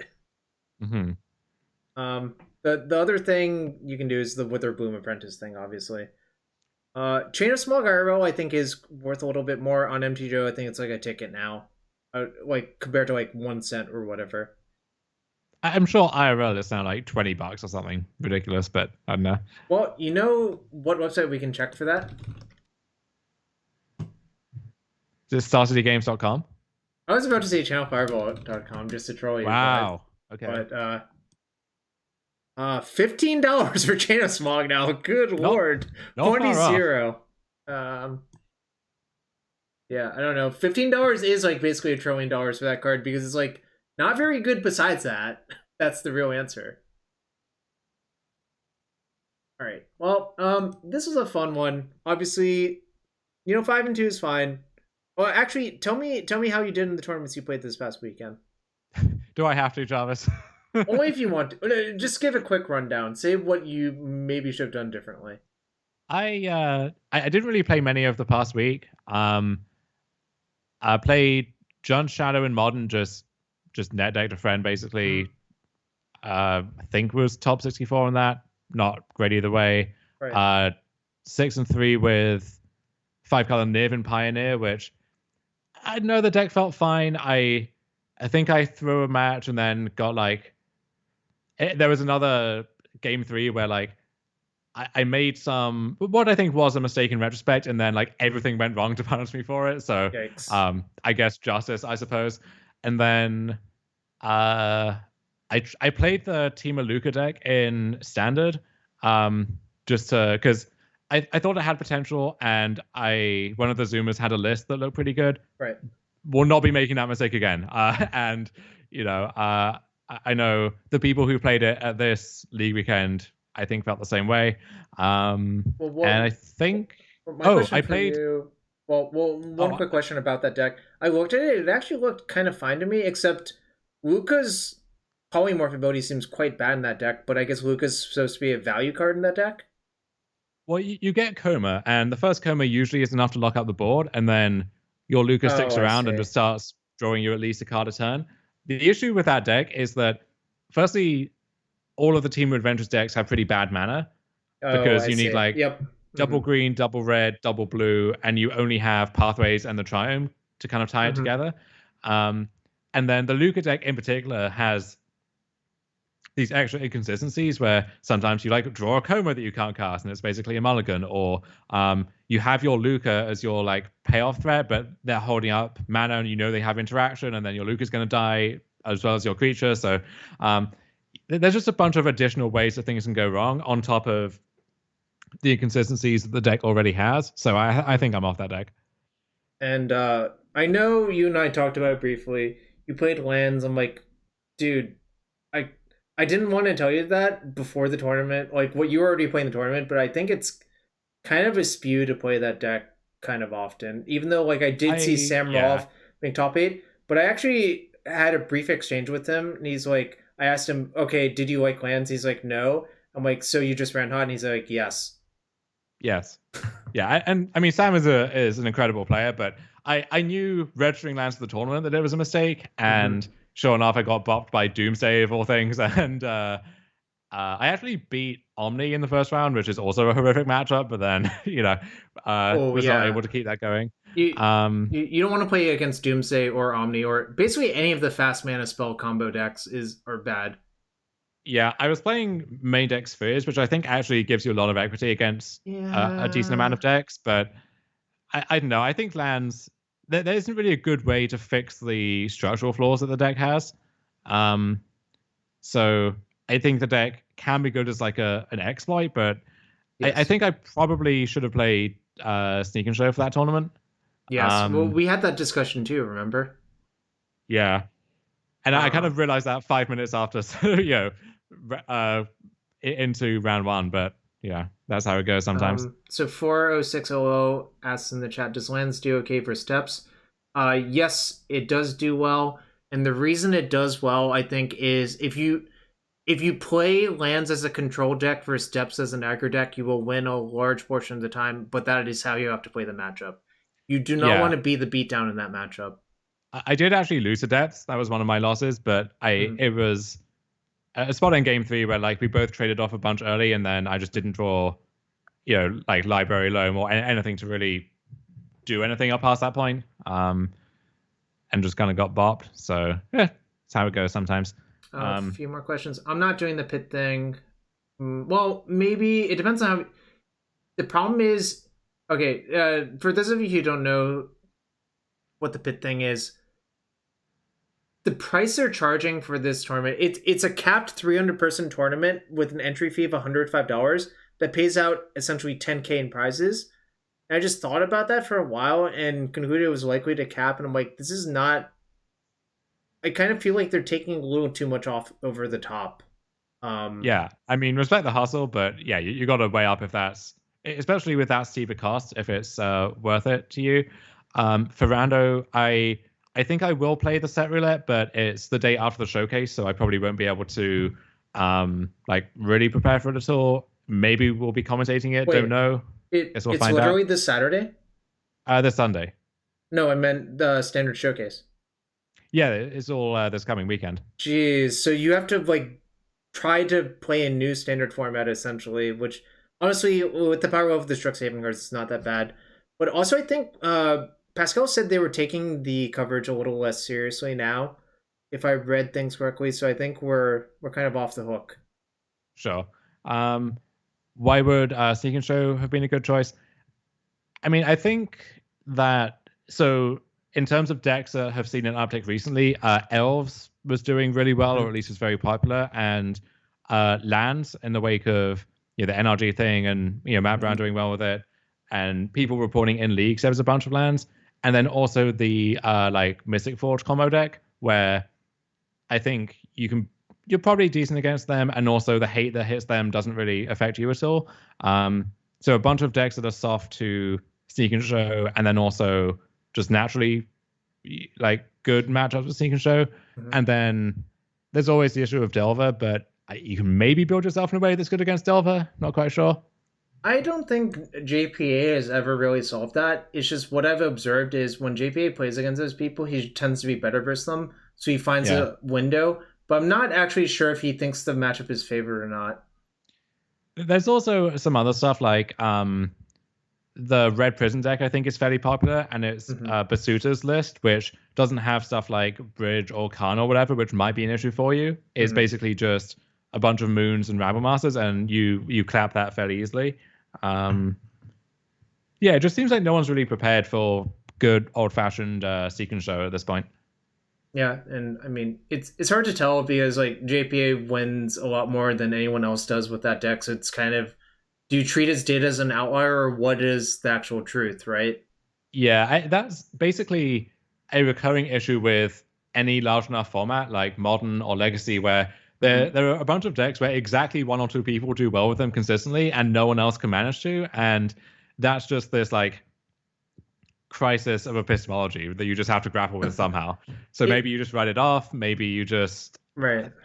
I don't know how you handle that, honestly, but it's hard to handle. And also I think for specifically Pro Tour 25, it made things really weird to test for, because I'm like, I was trying to figure it out. I'm like, am I supposed to trust Landon's results with the Reanimator? I decided to, and then when I played Reanimator in the tournament, it was extremely unpleasant.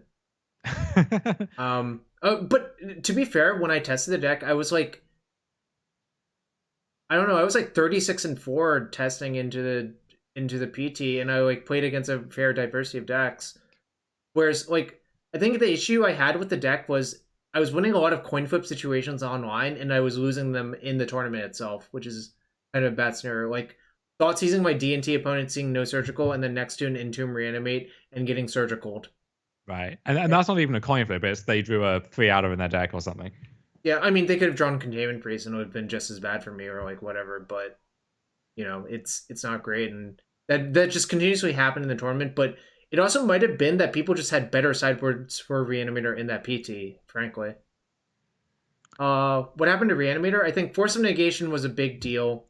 Like just printing extra forces is bad, and there's enough incidental graveyard hate, I think, is the other problem. Yeah, there was a period where like both Hogak and Oops are doing well, so it made sense to show up with a bunch of graveyard hate anyway. So that was unfortunate. And then like Delver with Force Negation, I think was just an addably bad matchup. Which a little less so now because they don't have Oko anymore. So if you get your Grizzle brand into play or something, it's probably good.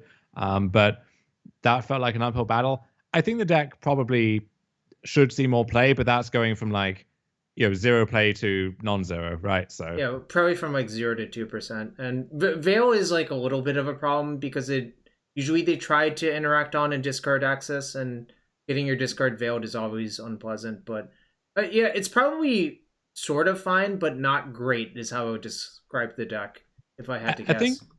I think it might actually be a little better now because the issue before was like, okay, if Oko and Arcanist go, then your Delve matchup gets better, but then Chalice probably comes back in a big way. So you're getting something here and losing something here. But I'm not actually seeing that many Chalices anymore.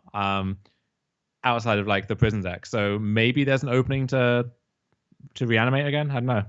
Yeah, I don't know. I don't really enjoy playing the deck, so I'm probably never going to play it again, even if it's like decent. Which is like, I think something you can do in Legacy. You can sort of just write off one subsection of deck and refuse to play it unless if it's fairly elite. But I don't think Reanimator will ever reach that tier again, personally. The nice thing about Reanimator is you can always test your assumptions there very quickly. You know, you get a lot of volume in and in not much time. Yeah. Anyways, I think that will about wrap it up. But let's have you pick someone we raid today. All right, let's okay, we got a list of streamers there. Let's do playing some Paris. See if there's anyone playing any Legacy or Vintage. Doubt there will be at this time, but this person, I don't, but it's in Portuguese. And it's also Moonstone piece. Tabletop Legacy with Strixhaven cards. Interesting. Oh, Spider Space is playing blue red. Okay. I'm for a Spider Space. I'm sure you're for a Spider Space because they're a known modern player. I mean, known like Leonin Arbiter sympathizer, so not about that, but you know, we all have our vices, Jarvis. Yep. Anyways, I'll be back Thursday, I think. But thanks for coming on, Dom. And of course. We'll see you all. Anytime.